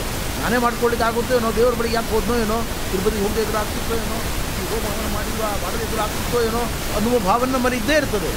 ಅದಕ್ಕೋಸ್ಕರ ದೇವರು ಎಲ್ಲ ಪರಿಹಾರ ನೀನೇನು ಮಾಡ್ಕೊ ಅಂದ. ಎಲ್ಲ ಮಾಡಿಕೊಂಡಾದ್ಮೇಲೆ ಏನೂ ಆಗಲಿಲ್ಲ, ಆದ್ದರಿಂದ ಇನ್ಯಾವುದನ್ನು ಏನೂ ಆಗೋದಿಲ್ಲ ಅಂತ ನಾರಾಯಣನ ಪಾದಕ್ಕೆ ಶರಣಾಗತಿಯನ್ನು ಹಿಂದಿನ ಜನ್ಮದಲ್ಲಿ ಶಿಕ್ಷಿತವಾಗಿರತಕ್ಕಂಥದ್ದನ್ನು ಅವನು ಈಗ ಸ್ತೋತ್ರವನ್ನು ಮಾಡ್ತಾ ಇದ್ದಾನೆ. ಇದರಿಂದ 2 ಪ್ರಮೇಯಗಳನ್ನು ನಾವು ಅರ್ಥ ಮಾಡ್ಕೊಳ್ಬೇಕು. ಯಶಪಂ ಬುದ್ಧಿ ಸಂಯೋಗಂ ಲಭತೆ ಪೂರ್ವದೇಹಿಕಂ ಪರಮಾತ್ಮ ಹೇಳಿದ್ದಾರೆ ಕೃಷ್ಣ ಗೀತೆಯಲ್ಲಿ. ಈ ಜನ್ಮದಲ್ಲಿ ನಾವು ಭಾರತ ಭಾಗದಾರಿ ಪುಣ್ಯಗಳನ್ನು ಕೇಳಿದ್ದೇವೆ, ಕರ್ಮಾನುಷ್ಠಾನ ಮಾಡಿದ್ದೇವೆ. ಇದೆಲ್ಲ ಡೇಟಾ ಮೈಂಡಿನಲ್ಲಿ ಹಾಗೆ ಸ್ಟೋರ್ ಆಗಿರುತ್ತೆ. ಇದು ಹಾಗೆ ನಾವು ಕಂಪ್ಯೂಟರ್ನಲ್ಲಿ ಸಿ ಡ್ರೈವ್ ಡಿ ಡ್ರೈವ್ಗಳಲ್ಲೆಲ್ಲ ಫೈಲ್ಸ್ಗಳನ್ನು ಸ್ಟೋರ್ ಮಾಡಿರ್ತೇವೆ. ಇದೆಲ್ಲ ಮೈಂಡಲ್ಲಿ ಸ್ಟೋರ್ ಆಗಿರುತ್ತೆ. ಅದು ಅಳಿಸಿ ಹೋಗುವುದಿಲ್ಲ. ಇದು ಯಾವ ಕಾಲದಲ್ಲಿ ಭಗವಂತ ನಮ್ಮ ಪುಣ್ಯಕರ್ಮವನ್ನು ನೋಡಿ ಒಳ್ಳೆ ಜನ್ಮವನ್ನು ಕೊಡ್ತಾನೆ, ಆವಾಗ ಅದೆಲ್ಲ ಫೀಡ್ಬ್ಯಾಕ್ ಕೊಟ್ಟು ಹಿಂದಿನ ಜನ್ಮದ್ದೆಲ್ಲ ನೆನಪಿಗೆ ತಂದು ಕೊಡ್ತಾನೆ. ನೆನಪಿಗೆ ಬಂದ ಕೂಡಲೇ ನಾವು ಅದನ್ನೇನು ಮಾಡ್ತೀವಿ, ಇನ್ನಷ್ಟು ಹೆಚ್ಚು ಕರ್ಮಗಳನ್ನು ಮಾಡ್ತೇವೆ, ಪುಣ್ಯ ಕರ್ಮಗಳನ್ನು ಮಾಡ್ತೇವೆ, ಇನ್ನಷ್ಟು ಹೆಚ್ಚು ಜ್ಞಾನ ಸಂಪಾದನೆ ಮಾಡ್ತೇವೆ. ಅಲ್ಲಿಗೇನಾಯಿತು, ಪುಣ್ಯ ಜಾಸ್ತಿ ಆಗ್ತಾ ಹೋಯಿತು, ಪಾಪ ಕಡಿಮೆ ಆಗ್ತಾ ಹೋಯಿತು, ಜ್ಞಾನ ಭಕ್ತಿಗಳು ವೃದ್ಧಿ ಆಗ್ತಾ ಹೋಯಿತು. ಹೀಗೆ ನಮ್ಮ ಸಾಧನೆಯ ಮಾರ್ಗ ತೆರೆದುಕೊಳ್ತದೆ. ವಿಸ್ತಾರವಾದ ಮಾರ್ಗದಲ್ಲಿ ನಾವು ಮುಂದೆ ಪ್ರಯಾಣ ಮಾಡಲಿಕ್ಕೆ ಅನುಕೂಲ ಆಗ್ತದೆ. ಈ ದೃಷ್ಟಿಯಿಂದ ನಾವು ಅದನ್ನು ನೆನಪಿನಲ್ಲಿಟ್ಟುಕೊಂಡು ಮಾಡಬೇಕು ಅನ್ನೋದನ್ನು ನಮಗೆ ತಿಳಿಸಿಕೊಡ್ತಾ ಇದ್ದಾರೆ.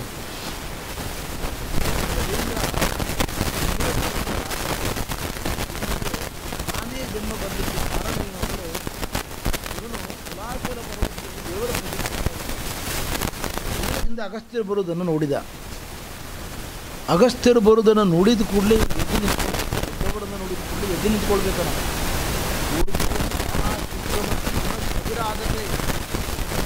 ತಾಯಿ ತಂದೆ ಅಜ್ಜ ಅಜ್ಜಿ ಅಂತ ಹಿರಿಯರು ಬಂದರೆ ದೇವರು ಎದ್ದು ನಿಂತ್ಕೊಳ್ಬೇಕು. ಪ್ರಾಣ ಚೈತನ್ಯ ಮೇಲೆ ಹೋಗ್ತಿರುತ್ತೆ. ಅವರಿಗೆ ನಮಸ್ಕಾರ ಮಾಡಿದಾಗ ಪುನಃ ಮರಳಿ ಅದು ನಮ್ಮನ್ನು ಸೇರಿಕೊಡ್ತದೆ. ಯಾರು ಹಿರಿಯರಿಗೆ ನಮಸ್ಕಾರ ಮಾಡ್ತಾರೆ, ಗುರುಗಳಿಗೆ ನಮಸ್ಕಾರ ಮಾಡ್ತಾರೆ, ನಮಸ್ಕಾರ ಮಾಡ್ತಾರೆ, ಅವರಿಗೆ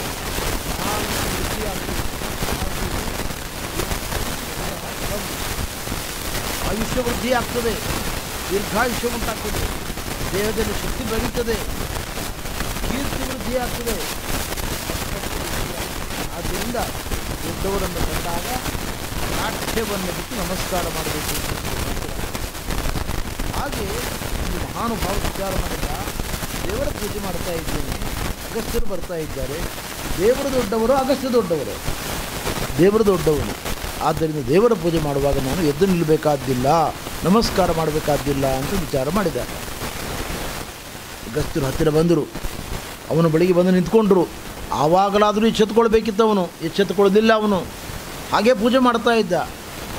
ಅವರನ್ನು ನೋಡಿಯೂ ಗೌರವ ಮಾಡಲಿಲ್ಲ ಅಂತ ಅಗಸ್ತ್ಯರಿಗೆ ಗೊತ್ತಿದೆ.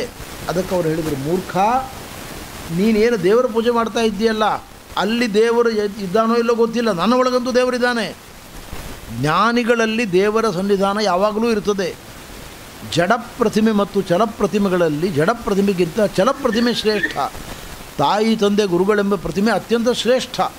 ಆದ್ದರಿಂದ ಗುರುಗಳು ಬಂದಾಗ ನಾವು ಎದ್ದು ನಿಂತು ನಮಸ್ಕಾರ ಮಾಡಿ ಮುಂದೆ ಅವರ ಅನುಮತಿಯನ್ನು ಪಡೆದುಕೊಂಡು ಮುಂದಿನ ನಮ್ಮ ಪೂಜೆ ಪಾಠ ಎಲ್ಲ ಮುಂದುವರಿಸಬೇಕು. ನಾವು ಈ ಸಣ್ಣ ತಿಳುವಳಿಕೆ ನಿನಗಿಲ್ಲ, ಆದ್ದರಿಂದ ಉನ್ಮತ್ತನಾಗಿ ವರ್ತನೆ ಮಾಡಿದ್ದಿ, ಆನೆಯಾಗಿ ಹುಟ್ಟು ಅಂತ ಶಾಪ ಕೊಟ್ಟರು. ಅವನೇ ಗಜೇಂದ್ರನಾಗಿ ಜನ್ಮವನ್ನು ಪಡೆದುಕೊಂಡಿದ್ದಾನೆ. ಇನ್ನೊಂದು ಶಾಪವೂ ಕಾರಣವಾಗಿದೆ. ಇವರು ಮೂಲತಃ ಹಾಹಾ ಹೂವು ಎಂಬ ಇಬ್ಬರು ಗಂಧರ್ವರು, ಮೊಸಳೆ ಮತ್ತು ಆನೆ. ದೇವಲರು ಅನೇಕ ಮಾಡ್ತಾ ಕೂತಿದ್ದರು ನದಿ ತೀರದಲ್ಲಿ. ಒಬ್ಬ ದುರಾಲೋಚನೆ ಮಾಡಿದ, ನಾನು ಮೊಸಳೆಯಾಗಿ ಅವರನ್ನು ಪೀಡಿಸ್ತೇನೆ, ನೀನು ಆನೆಯಾಗಿ ಅವರನ್ನು ಪೀಡಿಸು ಅಂತ. ದೇವಲರು ನದಿಯೊಳಗೆ ಸ್ನಾನಕ್ಕೆ ಜಪ ಮಾಡ್ತಾ ಕೂತಿದ್ದಾರೆ. ಮೊಸಳೆ ಹತ್ತಿರ ಬಂದ ಕೂಡಲೇ ಹೆದರಿ ಮೇಲೆ ಓಡಿ ಬರ್ತಾಯಿದ್ರು. ಮೇಲೆ ಓಡಿ ಬಂದರೆ ಆನೆ ಹಿಮ್ಮೆಟ್ಟಿಸ್ತಾ ಇತ್ತು. ಆ ಕಡೆ ಇಲ್ಲ, ಈ ಕಡೆ ಇಲ್ಲ, ಹೀಗೆ ಹಿಂಸೆ ಕೊಟ್ಟರು. ಅವರು ಜ್ಞಾನದೃಷ್ಟಿಯಿಂದ ನೋಡಿದರು. ಗೊತ್ತಾಯಿತು, ಇವರು ಗಂಧರ್ವರು, ಒಳ್ಳೆಯದನ್ನು ಮಾಡಬೇಕಾದವರು ಕೆಟ್ಟ ಕೆಲಸ ಮಾಡ್ತಾ ಇದ್ದಾರೆ ಅಂತ ಅವರಿಗೆ ಸಿಟ್ಟು ಬಂತು. ಶಾಪವನ್ನು ಕೊಟ್ಟರು.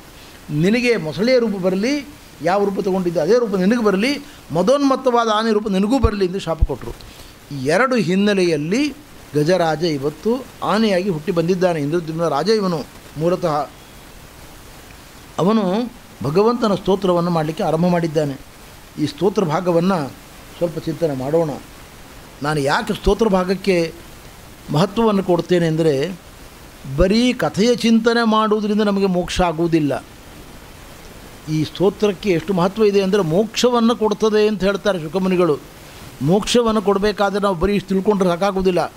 ಗಜೇಂದ್ರ ಇದ್ದ, ಮೊಸಳೆ ಹಿಡಿತು, ಎಲ್ಲರೂ ಅವನನ್ನು ಬಿಡಿಸ್ಲಿಕ್ಕೆ ಪ್ರಯತ್ನ ಮಾಡಿದರು, ಆಗಲಿಲ್ಲ. ಕೊನೆಗೆ ದೇವರ ಧ್ಯಾನ ಮಾಡಿದ, ಮೋಕ್ಷ ಆಯಿತು. ದೇವರ ಧ್ಯಾನ ಮಾಡಿದ, ಪರಮಾತ್ಮ ಬಂದು ಅವನನ್ನು ಬಿಡುಗಡೆ ಮಾಡಿದ ಅಂತ ಇಷ್ಟು ತಿಳ್ಕೊಂಡ್ಬಿಟ್ರೆ ಮೋಕ್ಷ ಆಗುವುದಿಲ್ಲ.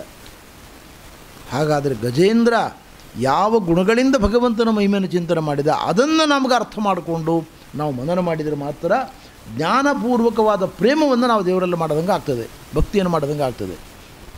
ಹಾಗೆ ಮಾಡಿದಾಗ ಪರಮಾತ್ಮ ನಮ್ಮ ಮೇಲೆ ಒಲಿದು ಅನುಗ್ರಹವನ್ನು ಮಾಡ್ತಾನೆ. ಆದ್ದರಿಂದ ನಾವು ಆ ಮಹಿಮೆಯನ್ನು, ಗುಣಗಳನ್ನು, ಸ್ತೋತ್ರಗಳನ್ನು ತಿಳಿದುಕೊಳ್ಬೇಕು. ಸ್ತೋತ್ರ ಬಂದ ಕೂಡಲೇ ಕಥಾಭಾಗ ನಮಗೆ ಬಹಳ ಆನಂದ ಆಗ್ತದೆ, ಕಥೆ ಕೇಳಲಿಕ್ಕೆ ಉತ್ಸಾಹ ಇರ್ತದೆ. ಸ್ತೋತ್ರ ಭಾಗವನ್ನು ಕೇಳುವಾಗ ಯಾಕಪ್ಪ ಇಷ್ಟು ಸ್ತೋತ್ರಗಳನ್ನು ಹೇಳ್ತಾರೆ, ಇಷ್ಟು ಕಠಿಣವಾದ ವಿಷಯಗಳನ್ನು ಹೇಳ್ತಾರೆ ಅಂತ ಅನ್ನಿಸ್ತದೆ ನಮಗೆ. ಆದರೆ ಕೇಳಿ ಕೇಳಿ ಅದನ್ನು ಮನಸ್ಸನ್ನು ಒಗ್ಗಿಸ್ಕೊಳ್ಬೇಕು. ಅದಕ್ಕೆ ನಮ್ಮ ಮನಸ್ಸು ಅದಕ್ಕೆ ಒಗ್ಗಬೇಕು, ಅದಕ್ಕೆ ಟ್ಯೂನ್ ಆಗಬೇಕದು. ಓಂ ನಮೋ ಭಗವತೆ ತಸ್ಮೈ ಯತ ಏತಚ್ಚಿದಾತ್ಮಕಂ ಪುರುಷಾಯ ಆದಿಬೀಜಾಯ ಪರೇಶಾಯ ಅಭಿಧೀಮಹಿ. ಓಂ ನಮೋ ಭಗವತೆ ವಾಸುದೇವಾಯ. ವಾಸುದೇವ ದ್ವಾದಶಾಕ್ಷರ ಮಂತ್ರದಿಂದ ಧ್ರುವರಾಜರಂತೆ ಗಜೇಂದ್ರನು ಕೂಡ ಸ್ತೋತ್ರ ಮಾಡ್ತಾ ಇದ್ದಾನೆ. ಮೋಕ್ಷಪ್ರದೋ ವಾಸುದೇವ, ಮೋಕ್ಷಪ್ರದವಾದ ರೂಪ ವಾಸುದೇವ ರೂಪ. ಆದ್ದರಿಂದ ವಾಸುದೇವನ ಸ್ಮರಣೆ ಮಾಡ್ತಾ ಇದ್ದಾನೆ. ಸ್ವಾಮಿ ಮೋಕ್ಷಪ್ರದ ನೀನು, ಸದ್ಯಕ್ಕೆ ಮೋಕ್ಷ ಕೇಳ್ತಾ ಇಲ್ಲ ನಾನು, ಮೊಸಳೆಯ ಕಾಲಿನ ಹಿಡಿತದಿಂದ ಬಿಡುಗಡೆ ಮಾಡಿದರೆ ಸಾಕು ನನ್ನನ್ನು ಅಂತ ಕೇಳ್ತಾ ಇದ್ದಾನೆ. ಆ ಭಗವಂತನ ಮಹಿಮೆಯನ್ನು ಚಿಂತನೆ ಮಾಡ್ತಾ ಇದ್ದಾನೆ. ಓಂ ಅನಂತ ಕಲ್ಯಾಣ ಗುಣ ಪರಿಪೂರ್ಣನಾಗಿದ್ದಾನೆ. ಜ್ಞಾನ, ಆನಂದ, ಔದಾರ್ಯ, ಕಾರುಣ್ಯ, ವೀರ್ಯ, ಶೌರ್ಯ ಮೊದಲಾದ ಅನಂತ ಮಂಗಲ ಗುಣಗಳು ನಿನ್ನ ಒಳಗಿದ್ದಾವೆ. ಆದ್ದರಿಂದ ಜ್ಞಾನಿಗಳು ನಿನ್ನನ್ನು ಓಂ ಅಂತ ಕರೀತಾರೆ. ಷಡ್ಗುಣೈಶ್ವರ್ಯ ಸಂಪನ್ನನಾದ್ದರಿಂದ ಭಗವಾನ್ ಅಂತ ಕರೀತಾರೆ. ನಿನ್ನಿಂದಲೇ ಈ ಪ್ರಪಂಚ ಹುಟ್ಟಿರತಕ್ಕಂಥದ್ದು. ಯಥ ಏತ ಚಿದಾತ್ಮಕಂ. ನಮಗನ್ನಿಸ್ಬೋದು, ಧ್ರುವರಾಜರು ಸ್ತೋತ್ರ ಮಾಡಿದರು, ಪ್ರಹ್ಲಾದರಾಜರು ಸ್ತೋತ್ರ ಮಾಡಿದರು, ಗಜೇಂದ್ರ ಮಾಡಿದರು, ಯಾರು ಮಾಡಿದರೂ ನೀನೇ ಜಗಜ್ಜನ್ಮಾಧಿಕಾರಣ ಅಂತ ಹೇಳ್ತಾರೆ. ಯಾಕೆ ಇವ್ರಿಗೆ ಇನ್ನೊಂದು ಹೊಸ ವಿಷಯ ಸಿಗೋದೇ ಇಲ್ವಾ? ನೀನೇ ಜಗಜ್ಜನ್ಮಾಧಿಕಾರಣ ಅಂತ ಎಲ್ಲರೂ ಯಾಕೆ ಹೇಳ್ತಾರೆ? ಪ್ರತಿಯೊಬ್ಬ ಜ್ಞಾನಿ ಹೇಳಿದ್ದನ್ನು ಕೇಳಿ ಕೇಳಿ ನಮಗೆ ಬುದ್ಧಿ ಬರಲಿಲ್ಲ ನೋಡಿ. ಈ ಮನೆ ಯಾರ್ದು? ನಂದು. ಇದನ್ನು ಯಾರು ಕಟ್ಟಿಸಿದ್ದು? ನಾನು ಕಟ್ಟಿಸಿದ್ದು. ಈ ವಾಹನ ಯಾರ್ದು? ನಂದು. ಇದೆಲ್ಲ ನಂದು ನಂದು ಅಂತ ಹೇಳ್ತೇವೆ ನೋಡಿ. ಒಮ್ಮೆಯೂ ನಮ್ಮ ಬಾಯಿಂದ ದೇವರು ಕೊಟ್ಟ ಭಾಗ್ಯ, ದೇವರ ಕೃಪೆಯಿಂದ ಇದಾಯಿತು, ಮನೆ ಆಯಿತು ಅಂತ ನಾವು ಹೇಳುವುದಿಲ್ಲ. ಅದಕ್ಕೆ ಜ್ಞಾನಿಗಳು ಏನು ಮಾಡ್ತಾರೆ, ಪ್ರತಿಯೊಬ್ಬರು ಇದನ್ನು ರಿಪೀಟೆಡ್ಲಿ ಮತ್ತೆ ಮತ್ತೆ ಹೇಳ್ತಾರೆ. ಯಾಕೆಂದರೆ ನಮಗೆ ಜ್ಞಾನೋದಯ ಆಗಬೇಕು ಅಂತ. ಅವರಿಗೆಲ್ಲ ಗೊತ್ತಿದೆ, ಚೆನ್ನಾಗಿ ಗೊತ್ತಿದೆ.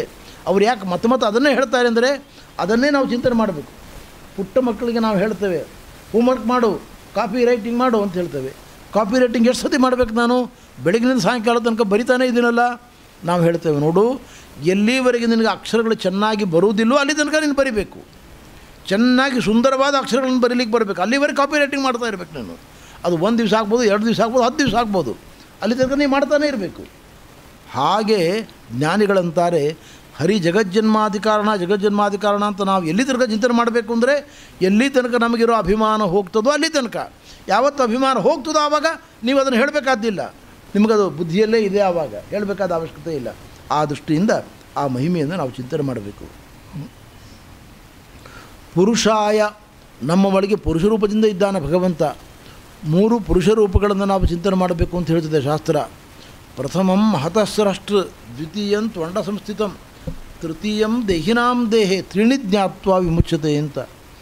ಮಹತ್ತತ್ವವನ್ನು ಸೃಷ್ಟಿ ಮಾಡಿರತಕ್ಕಂತಹ ಆದಿರೂಪ ಭಗವಂತನದು ಪುರುಷ ಅಂತ ಕರೀತಾರೆ ಅದನ್ನು. ಎರಡನೇದ್ದು ಬ್ರಹ್ಮಾಂಡ ವ್ಯಾಪಿಯಾದ ರೂಪ, ಅದನ್ನು ಪುರುಷ ರೂಪ ಅಂತ ಕರೀತಾರೆ. ಪುರುಷ ಸೂಕ್ತ ಪ್ರತಿಪಾದ್ಯವಾದ್ದು. ಮೂರನೇದ್ದು ನಮ್ಮ ಒಳಗೆ ಅದಿದೆ, ಅದು ಪುರುಷ ಅಂತ ಕರೀತಾರೆ. ಹೀಗೆ 3 ಪುರುಷ ರೂಪಗಳನ್ನು ತಿಳಿದುಕೊಂಡಾಗ ನಮಗೆ ಮೋಕ್ಷ ಆಗ್ತದೆ ಅಂತ ಹೇಳ್ತಾರೆ. ಆದಿಬೀಜಾಯ, ಆದಿಬೀಜ ಅಂದರೆ ಜಗತ್ತಿನಲ್ಲಿ ಯಾರ್ಯಾರು ಮೊದಲು ಹುಟ್ಟಿದವರು ಬ್ರಹ್ಮಾದಿ ದೇವತೆಗಳಿದ್ದಾರೆ ಅವರಿಗೆಲ್ಲರಿಗೂ ಕೂಡ ಜನಕನಾಗಿರ್ತಕ್ಕಂಥವನು. ಪರೇಶಾಯ, ಅವನು ಉಪಾದಾನ ಕಾರಣ ಅಲ್ಲ, ಪ್ರಕೃತಿಯಂತೆ ನಿಮಿತ್ತ ಕಾರಣ. ಅವನು ಬುದ್ಧಿಪೂರ್ವಕವಾಗಿ ಜಗತ್ತನ್ನು ಸೃಷ್ಟಿ ಮಾಡಿದ್ದಾನೆ ಎಂಬುದಾಗಿ ಅವನ ಮಹಿಮೆಯನ್ನು ಚಿಂತನೆ ಮಾಡ್ತಾ ಇದ್ದಾನೆ. ಪರೇಶಾಯ, ಉತ್ತಮರಾದ ಬ್ರಹ್ಮಾದಿ ದೇವತೆಗಳಿಗೆ, ರಮಾಬ್ರಹ್ಮಾದಿ ದೇವತೆಗಳಿಗೆ ಸ್ವಾಮಿಯಾಗಿದ್ದಾನೆ, ಮಾರ್ಗದರ್ಶಕನಾಗಿದ್ದಾನೆ, ಪ್ರೇರಕನಾಗಿದ್ದಾನೆ ಎಂಬುದಾಗಿ ಅವನ ಮಹಿಮೆಯನ್ನು ಚಿಂತನೆ ಮಾಡ್ತಾ ಇದ್ದಾನೆ. ಯಸ್ಮಿನ್ನಿದಂ ಯತಶ್ಚೇದಂ ಯೇನೇದಂ ಯೈದಂ ಸ್ವಯಂ ಯೋಸ್ಮಾತ್ ಪರಸ್ಮಾಚ್ಚ ಪರಃ ತಂ ಪ್ರಪದ್ಯೆ ಸ್ವಯಂಭುವಂ. ಇದೆಲ್ಲ ಜಗತ್ತು ಕಾರ್ಯವನ್ನು ಮಾಡಲಿಕ್ಕೋಸ್ಕರ ಅವನನ್ನು ಆಶ್ರಯಿಸಿಕೊಂಡಿದೆ. ಅವನಿಲ್ಲದೆ ಯಾವ ಕಾರ್ಯವೂ ಇಲ್ಲ. ನೋಡಿ, ಎಚ್ಚರದಲ್ಲಿ ನಾವು ಪದಾರ್ಥಗಳನ್ನು ನೋಡುತ್ತೇವೆ, ಕೇಳುತ್ತೇವೆ, ಅನುಭವಿಸ್ತೇವೆ. ಇದೆಲ್ಲದಕ್ಕೂ ಒಳಗೆ ನಿಂತು ವಿಶ್ವನಾಮಕನಾಗಿ ಭಗವಂತ ಕಾರಣ. ಕನಸಿನ ಸ್ಥಿತಿಯಲ್ಲಿ ನಾನಾ ಬಗೆಯ ಪದಾರ್ಥಗಳನ್ನು ನೋಡುತ್ತೇವೆ, ಸಂತೋಷ ಪಡ್ತೇವೆ, ದುಃಖ ಪಡ್ತೇವೆ. ಇದರ ಹಿಂದೆ ತೈಜಸ ರೂಪದಿಂದ ಭಗವಂತನ ಪಾತ್ರ ಇದೆ. ಗಾಢನಿದ್ರೆಯಲ್ಲಿ ಆನಂದವನ್ನು ಕೊಡ್ತಾನೆ, ನಮಗೆ ಆಯಾಸ ಪರಿಹಾರ ಮಾಡ್ತಾನೆ. ಪ್ರಾಜ್ಞನಾಮಕ ಪರಮಾತ್ಮನ ಕಾರ್ಯ ಇದೆ. ಜೀವನ್ಮುಕ್ತಿ ಅವಸ್ಥೆಯಲ್ಲಿ ತುರಿಯನಾಮಕನಾಗಿ ನಮ್ಮ ಜೊತೆಗೆ ಒಡನಾಡಿಯಾಗಿದ್ದಾನೆ ಭಗವಂತ. ಹೀಗೆ ಅವನ ಇಲ್ಲದೆ ನಮ್ಮ ಯಾವ ಕಾರ್ಯವೂ ನಡೆಯುವುದಿಲ್ಲ. ಯಸ್ಮಿನ್ನಿದಂ, ಅವನನ್ನೇ ಆಶ್ರಯಿಸಿಕೊಂಡಿದ್ದೇವೆ, ಅವನಿಂದಲೇ ನಮ್ಮ ಎಲ್ಲ ಚಟುವಟಿಕೆ ನಡೀತಾ ಇದೆ, ಅವನೇ ಪ್ರೇರಕನಾಗಿದ್ದಾನೆ. ಅವನಿಗಿಂತ ಸರ್ವೋತ್ತಮನಾದ ದೇವತೆ ಇನ್ನೊಬ್ಬ ಇಲ್ಲ. ರಮಾಬ್ರಹ್ಮಾದಿ ಉತ್ತಮ ದೇವತೆಗಳಿಗೂ ಸ್ವಾಮಿಯಾಗಿದ್ದಾನೆ. ಅಂಥ ಸ್ವಯಂಭೂಂ ಸ್ವೇಚ್ಛೆಯಿಂದ ಅವತಾರವನ್ನು ಸ್ವೀಕಾರ ಮಾಡತಕ್ಕಂಥವನು. ಬ್ರಹ್ಮಾದಿ ದೇವತೆಗಳು, ವಾಯುದೇವರು, ಶೇಷರುದ್ರಾದಿಗಳು ಅವತಾರ ಮಾಡಬೇಕಾದರೆ ಪರಮಾತ್ಮನ ಪ್ರೇರಣೆ ಬೇಕು, ಅವನ ಸಂಕಲ್ಪ ಬೇಕು. ಪರಮಾತ್ಮನೇ ಅವತಾರ ಮಾಡಬೇಕಾದರೆ ಯಾರ ಸಂಕಲ್ಪವೂ ಬೇಕಿಲ್ಲ, ಅವನ ಸಂಕಲ್ಪವೇ ಸಾಕು. ಅದರಿಂದ ಸ್ವಯಂಭೂ ಸ್ವೇಚ್ಛೆಯಿಂದ ಅವತಾರವನ್ನು ಮಾಡತಕ್ಕಂಥವನು, ಸ್ವೇಚ್ಛೆಯಿಂದ ಅನೇಕ ರೂಪಗಳನ್ನು ಧರಿಸತಕ್ಕಂಥವನು. ಯಸ್ವಾತ್ಮನೇದಂ ನಿಜಮಾಯಯಾರ್ಪಿತಂ ಕ್ವಚಿದ್ವಿಭಾತಂ ಕ್ವಚಿದತ್ಯರೋಹಿತಂ ಅವಿದ್ಯ ದೃಕ್ಸಾಕ್ಷುಭಯಂ ತದೀಕ್ಷತೆ ಸ ಆತ್ಮಮೂಲೋವತು ಮಾಂ ಪರಾತ್ಪರಃ. ಲಕ್ಷ್ಮೀದೇವಿಯಿಂದ ಪ್ರಕೃತಿಯನ್ನು ನಿಮಿತ್ತವನ್ನಾಗಿ ಮಾಡಿಕೊಂಡು ಭಗವಂತ ತನ್ನ ಶಕ್ತಿಯಿಂದ ಸೃಷ್ಟಿಕಾಲ ಒದಗಿದಾಗ ಎಲ್ಲ ಜಗತ್ತನ್ನು ಸೃಷ್ಟಿ ಮಾಡ್ತಾ ಇದ್ದಾನೆ. ಪ್ರಳಯ ಕಾಲ ಬಂದಾಗ ಎಲ್ಲವನ್ನೂ ತನ್ನ ಹೊಟ್ಟೆ ಒಳಗೆ ಅಡಗಿಸಿಕೊಳ್ತಾ ಇದ್ದಾನೆ. ಜ್ಞಾನಿಗಳಿಗೆ ತೋರ್ತಾನೆ, ನಮ್ಮಂಥ ಅಜ್ಞಾನಿಗಳಿಗೆ ತೋರುವುದಿಲ್ಲ. ವಿಭಾತ ಅಭಾತ, ಜ್ಞಾನಿಗಳಿಗೆ ತೋರ್ತಾ ಇದ್ದಾನೆ, ನಮ್ಮಂಥ ಅಜ್ಞಾನಿಗಳಿಗೆ ತೋರ್ತಾ ಇಲ್ಲ ಪರಮಾತ್ಮ. ಅವಿದ್ಯ ದೃಕ್, ಆ ಭಗವಂತನ ಮಹಿಮೆ ಎಂಥದ್ದು ಅಂತಂದರೆ ಅವನ ಜ್ಞಾನಕ್ಕೆ ಯಾವ ಅಡೆತಡೆಯೂ ಇಲ್ಲ. ಯಾವಾಗಲೂ ಅವನು ಏನು ಬೇಕಾದರೂ ನೋಡಬಲ್ಲ, ತಿಳಿಯಬಲ್ಲ, ಆಲೋಚನೆ ಮಾಡಬಲ್ಲ, ಎಲ್ಲ ಬಗೆಯ ಪೂರ್ಣವಾದ ಸಾಮರ್ಥ್ಯ ಅವನ ಜ್ಞಾನಕ್ಕಿದೆ. ಸಾಕ್ಷಿ, ನಾವು ಪ್ರಪಂಚದಲ್ಲಿ ಯಾರ ಕಣ್ಣು ತಪ್ಪಿಸಿ ಏನು ಬೇಕಾದರೂ ಅನ್ಯಾಯ ಮಾಡ್ಬೋದು, ದೇವರ ಕಣ್ಣು ತಪ್ಪಿಸಿ ನಾವು ಏನೂ ಮಾಡಲಿಕ್ಕೆ ಬರೋದಿಲ್ಲ. ಅವನು ವಿಶ್ವದ ಚಕ್ಷು ವಿಶ್ವತೋಮುಖ, ಎಲ್ಲ ಕಡೆಯಲ್ಲಿದ್ದಾನೆ ದೇವರಾದ್ದರಿಂದ ಅವನ ಕಣ್ಣು ತಪ್ಪಿಸಿ ನಾವು ಮೋಸ ಮಾಡಲಿಕ್ಕೆ, ಅನ್ಯಾಯವನ್ನು ಮಾಡಲಿಕ್ಕೆ ಸಾಧ್ಯವಿಲ್ಲ. ಆದ್ದರಿಂದ ಸಾಕ್ಷಿಯಾಗಿದ್ದಾನೆ, ಸರ್ವಸಾಕ್ಷಿ, ಎಲ್ಲರ ಒಳಗೂ ಹೊರಗೂ ಇದ್ದುಕೊಂಡು ಎಲ್ಲವನ್ನು ಗಮನಿಸ್ತಾ ಇದ್ದಾನೆ ಅವನು. ಉಭಯಂ ತದೀಕ್ಷತೆ, ಆ ಪರಮಾತ್ಮ ಎಲ್ಲ ಬಗೆಯ ಕಾರ್ಯಗಳನ್ನು ನಮ್ಮ ಒಳಗೆ ನಿಂತು ಗಮನಿಸ್ತಾ ಇದ್ದಾನೆ ಅವನು ಪರಮಾತ್ಮ. ಅಂಥ ಪರಮಾತ್ಮ ಆತ್ಮಮೂಲ, ಬ್ರಹ್ಮದೇವರಿಗೆ ಜನಕ, ಬ್ರಹ್ಮದೇವರ ತಂದೆ, ವಾಯುದೇವರ ತಂದೆ. ಇಂಥ ಪರಮಾತ್ಮನಿಗೆ ನಮಸ್ಕಾರವನ್ನು ಮಾಡ್ತಾ ಇದ್ದೇನೆ ಅಂತ ಗಜೇಂದ್ರ ನಮಸ್ಕಾರವನ್ನು ಮಾಡ್ತಾ ಇದ್ದಾನೆ. ಕಾಲೇನ ಪಂಚತ್ವಮಿತೇಷು ಕೃಷ್ಣಶಃ ಲೋಕೇಶು ಲೀನೇಶು ಸರ್ವಹೇತುಷು ತಮಸ್ತದಾಸೀದ್ ಗಹನಂ ಗಭೀರಂ ಯಸ್ತಸ್ಯ ಪಾರೆ ಅಭಿವಿರಾಜತೆ ವಿಭು.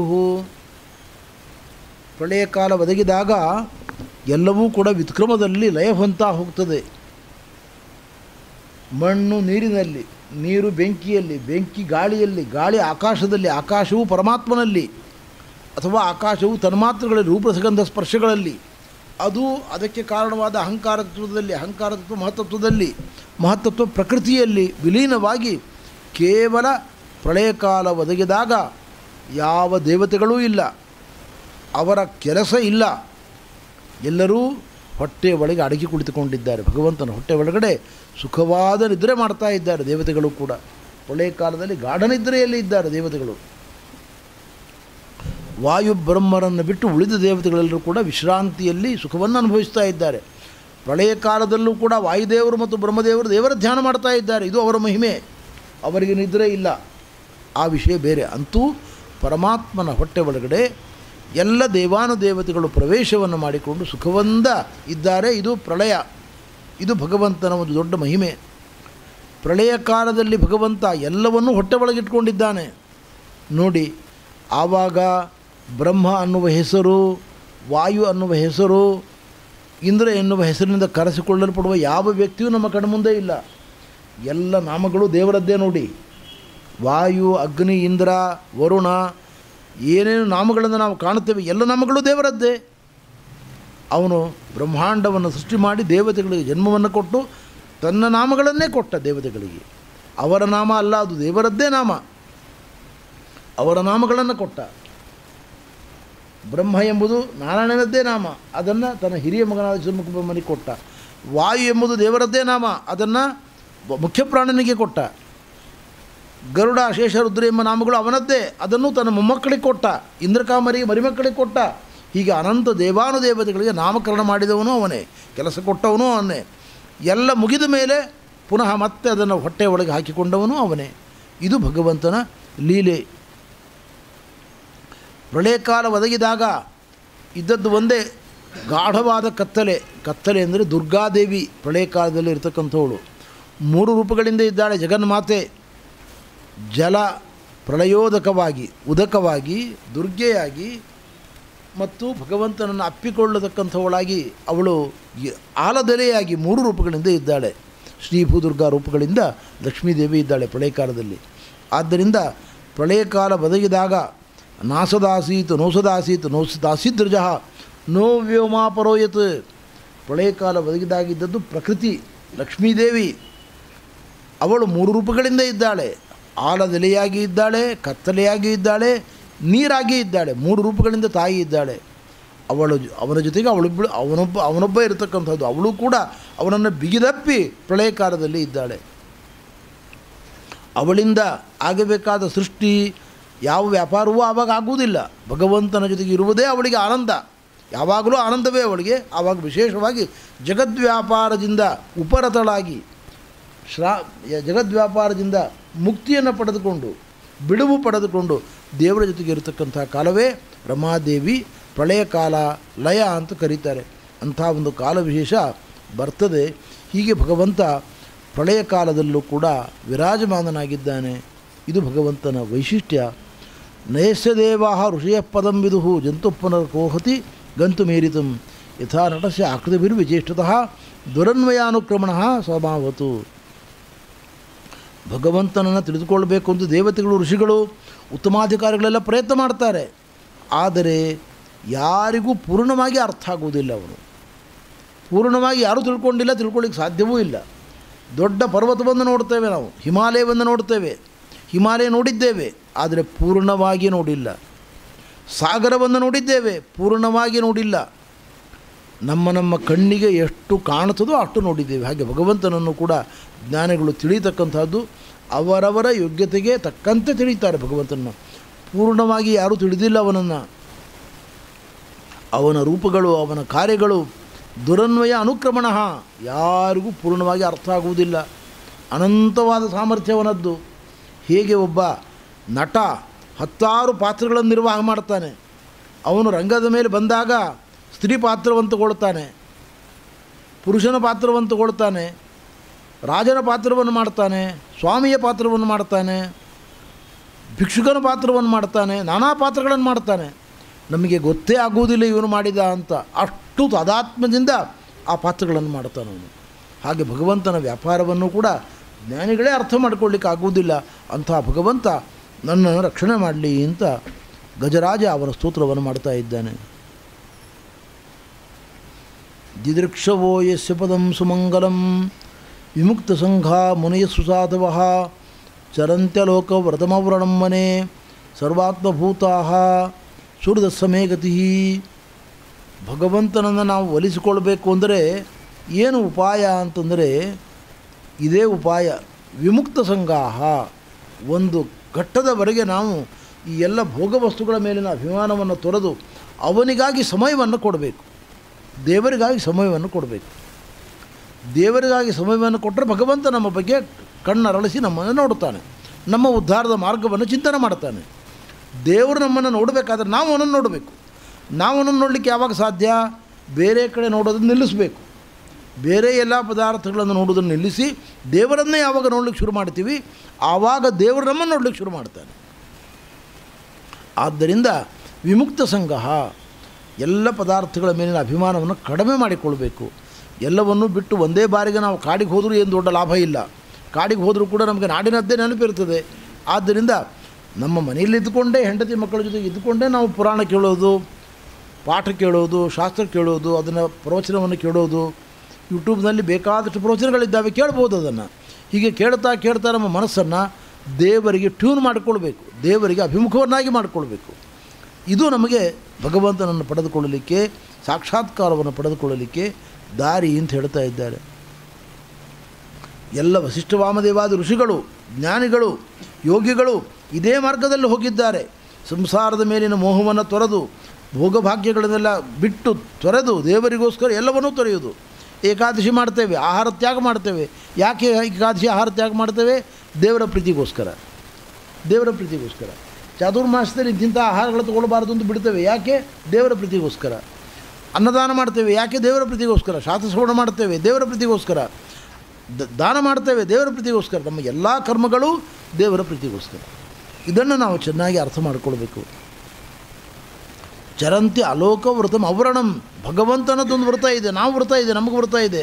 ನಮಗೆ ಏಕಾದಶಿ, ಚಾತುರ್ಮಾಸ್ಯ, ವಿಷ್ಣು ಪಂಚಕಾದಿ ವ್ರತಗಳನ್ನು ನಾವು ಮಾಡ್ತೇವೆ ದೇವರ ಪ್ರೀತಿಗೋಸ್ಕರ. ದೇವರು ಏನು ಮಾಡ್ತಾನೆ? ಭಕ್ತರನ್ನು ಏನಾದರೂ ಉಪಾಯ ಮಾಡಿ ರಕ್ಷಣೆ ಮಾಡಬೇಕು ಅಂತ ಅವನದೊಂದು ವ್ರತ ಇದೆ. ಏನಕ್ಕೇನ ಪ್ರಕಾರನ ನಮ್ಮಂತಹ ವ್ಯಕ್ತಿಗಳನ್ನು ಹಿಡಿದು ಹೀಗಾದರೂ ಮಾಡಿ ಉದ್ಧಾರ ಮಾಡಬೇಕು, ಇವರನ್ನು ನನ್ನ ಪಾದಾರವಿಂದಗಳಿಗೆ ಶರಣಾಗತರಾಗಿದ್ದಾರೆ, ಒಳ್ಳೆಯ ಗುರುಗಳನ್ನು ಕೊಟ್ಟು ಶಾಸ್ತ್ರವನ್ನು ಕೊಟ್ಟು ಇವರನ್ನು ಉದ್ಧಾರ ಮಾಡಬೇಕು ಅಂತ ದೇವರು ನಮ್ಮ ಬಗ್ಗೆ ಆಲೋಚನೆ ಮಾಡ್ತಾನೆ. ಇದು ಅವನ ವ್ರತ ಅಂತ ಹೇಳ್ತಾ ಇದ್ದಾರೆ.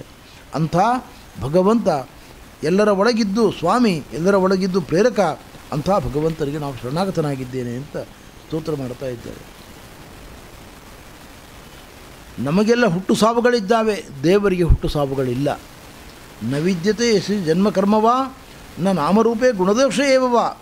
ಭಗವಂತನಿಗೆ ಹುಟ್ಟಿಲ್ಲ, ಸಾವಿಲ್ಲ, ನಮ್ಮ ನಿಮ್ಮಂತೆ ಬಂಧಕವಾದ ಕರ್ಮ ಇಲ್ಲ, ನಮ್ಮಂತೆ ನಾಮಗಳಿಲ್ಲ, ರೂಪ ಇಲ್ಲ ಅವನಿಗೆ. ಭಗವಂತನಿಗೆ ರೂಪ ಇಲ್ಲ ಅಂದರೆ ಪ್ರಾಕೃತವಾದ ರೂಪ ಇಲ್ಲ ಅಂತ ಅರ್ಥ. ಪ್ರಾಕೃತವಾದ ರೂಪ ಇಲ್ಲ ಭಗವಂತನಿಗೆ. ಆದರೆ ನಾಮ ಇಲ್ಲ ಅಂದರೆ ಏನು ಅಂತ ಅರ್ಥ ಆಗುವುದಿಲ್ಲ. ಭಗವಂತನಿಗೆ ನಾಮ ಇಲ್ಲ ಅಂದ್ರೇನು? ನಾಮಗಳಲ್ಲಿ ಪ್ರಾಕೃತ ಅಪ್ರಾಕೃತ ಅಂತ ಎರಡು ಭಾಗ ಇಲ್ಲ. ಆದ್ದರಿಂದ ಆಚಾರ್ಯರು ವ್ಯಾಖ್ಯಾನ ಮಾಡ್ತಾರೆ, ಅನಾಮ ಅಂದರೆ ಭಗವಂತನನ್ನು ಅನಾಮ ಅಂತ ಯಾಕೆ ಶಾಸ್ತ್ರದಲ್ಲಿ ಕರೀತಾರೆ ಅಂದರೆ, ಅವನು ನಾಮ ಹೇಳುವ ಮಹಿಮೆ ಸ್ವಲ್ಪ, ಅವನಲ್ಲಿರುವ ಗುಣ ಅನಂತ, ಆದ್ದರಿಂದ ಅವನನ್ನು ಅನಾಮ ಅಂತ ಕರೀತಾರೆ. ಈಗ ನೋಡಿ, ನಾನು ಉದಾಹರಣೆ ಕೊಡ್ತೇನೆ ನಿಮಗೆ. ಯಾರೋ ಒಬ್ಬರು ಉದಾರಿಯಾಗಿರ್ತಾರೆ, ಅವರ ದಾನ ಗುಣವನ್ನು ನಾವು ಕೊಂಡಾಡ್ತೇವೆ. ಹ್ಯಾಕೆ ಕೊಂಡಾಡ್ತೇವೆ ನೋಡಿ? ಮೈಸೂರಿನ ಒಳಗಿರತಕ್ಕಂಥ ಈ ಮಠಕ್ಕೆ ಅವರು 1 ಲಕ್ಷ ರೂಪಾಯಿ ಕೊಟ್ಟಿದ್ದಾರೆ, ಈ ಮಠಕ್ಕೆ 2 ಲಕ್ಷ ಕೊಟ್ಟಿದ್ದಾರೆ, ಈ ಮಠಕ್ಕೆ 3 ಲಕ್ಷ ಕೊಟ್ಟಿದ್ದಾರೆ, ಹಾಗೆ ಹೀಗೆ ಅಂತ ಹೊಳ್ತೀವಿ, ಎಲ್ಲ ಹೇಳ್ತೀವಿ ಗುಣಗಳನ್ನು. ಎಷ್ಟು ಹೇಳಲಿಕ್ಕೆ ಸಾಧ್ಯ? ಕೊನೆಗಂತೀವಿ ಕಲಿಯುಗದ ಕಾರಣ ಅಂತೇವೆ. ಕಲಿಯುಗದ ಕಾರಣ ಅಂತೇವೆ. ಮುಗೀತಾ ಅಲ್ಲಿಗೆ? ಅವ್ರು ದಾನ ಮಾಡಿದ್ದೆಲ್ಲ ಹೇಳಾಯ್ತಾ? ಇಲ್ಲ, ಇನ್ನೂ ಬೇಕಾದಷ್ಟಿದೆ. ಉದಾರಿ, ತುಂಬ ಉದಾರಿ ಅವರು. ಹಾಗಾದರೆ ನಾವೇನು ಮಾಡ್ತೀವಿ? ಅವರ ಗುಣಗಳನ್ನು ಒಂದು ಶಬ್ದದಿಂದ ಹೇಳಲಿಕ್ಕೆ ಆಗುವುದೇ ಇಲ್ಲ. ಮಾನವನ ಬಗ್ಗೆನೇ ಹೀಗಿರುವಾಗ ನಮ್ಮ ದೇವರ ಮಹಿಮೆಯನ್ನು ಯಾಕೆ ಕೊಂಡಾಡಲಿಕ್ಕೆ ಸಾಧ್ಯ ಇದೆ? ಶಬ್ದ ಹೇಳುವುದು ಅತ್ಯಂತ ಸೀಮಿತವಾದ ಗುಣ. ನಮ್ಮ ದೇವರಲ್ಲಿರುವ ಗುಣ ಶಬ್ದದ ಅನಂತ ಪಟ್ಟು ದೊಡ್ಡದಾಗಿದೆ. ಅದಕ್ಕೋಸ್ಕರ ಅವನಿಗೆ ನಾಮ ಇಲ್ಲ ಅಂತ ಶಾಸ್ತ್ರಗಳಲ್ಲಿ ಹೇಳ್ತಾರೆ ಅಂತ ಆಚಾರ್ಯರು ಅದ್ಭುತವಾದ ವ್ಯಾಖ್ಯಾನ ಮಾಡಿದ್ದಾರೆ. ಇಲ್ಲ ಅಂದರೆ ನಾಮ ಇಲ್ಲ ಅಂದರೆ ದೇವರಿಗೆ ಹೆಸರಿಲ್ಲ ಅಂತ ಅರ್ಥ ಆಗ್ತದೆ. ಆವಾಗ ನಾವು ರಾಮಕೃಷ್ಣ ಗೋವಿಂದ ಅಂತ ಕರೆಯುವುದೇ ತಪ್ಪಾಗಿಬಿಡ್ತದೆ. ಆದ್ದರಿಂದ ಅನಾಮ ಅನ್ನೋ ಪದಕ್ಕೆ ಹೀಗೆ ಅರ್ಥ ಮಾಡಿಕೊಳ್ಬೇಕು ಅಂತ ಆಚಾರ್ಯರು ವ್ಯಾಖ್ಯಾನ ಮಾಡಿದ್ದಾರೆ. ಗುಣದೋಷ ಏವವ, ದೇವರಿಗೆ ಗುಣ ಇಲ್ಲ, ದೋಷ ಇಲ್ಲ ಅಂತ. ಗುಣ ಇಲ್ಲ, ದೋಷ ಇಲ್ಲ ಅಂದರೆ, ದೋಷ ಇಲ್ಲ ಅಂದರೆ ಭಾಳ ಸಂತೋಷ, ಆದರೆ ಗುಣ ಇಲ್ಲ ಅಂದರೆ ಹೇಗೆ ಅರ್ಥ ಮಾಡ್ಕೊಳ್ಬೇಕು? ಗುಣ ಇರಬೇಕಲ್ಲ ದೇವರಲ್ಲಿ. ಗುಣ ಇಲ್ಲ ಅಂದರೆ ನಾವು ಯಾಕೆ ಅವನ ಆರಾಧನೆ ಮಾಡಬೇಕು? ಅದಕ್ಕೆ ವ್ಯಾಖ್ಯಾನ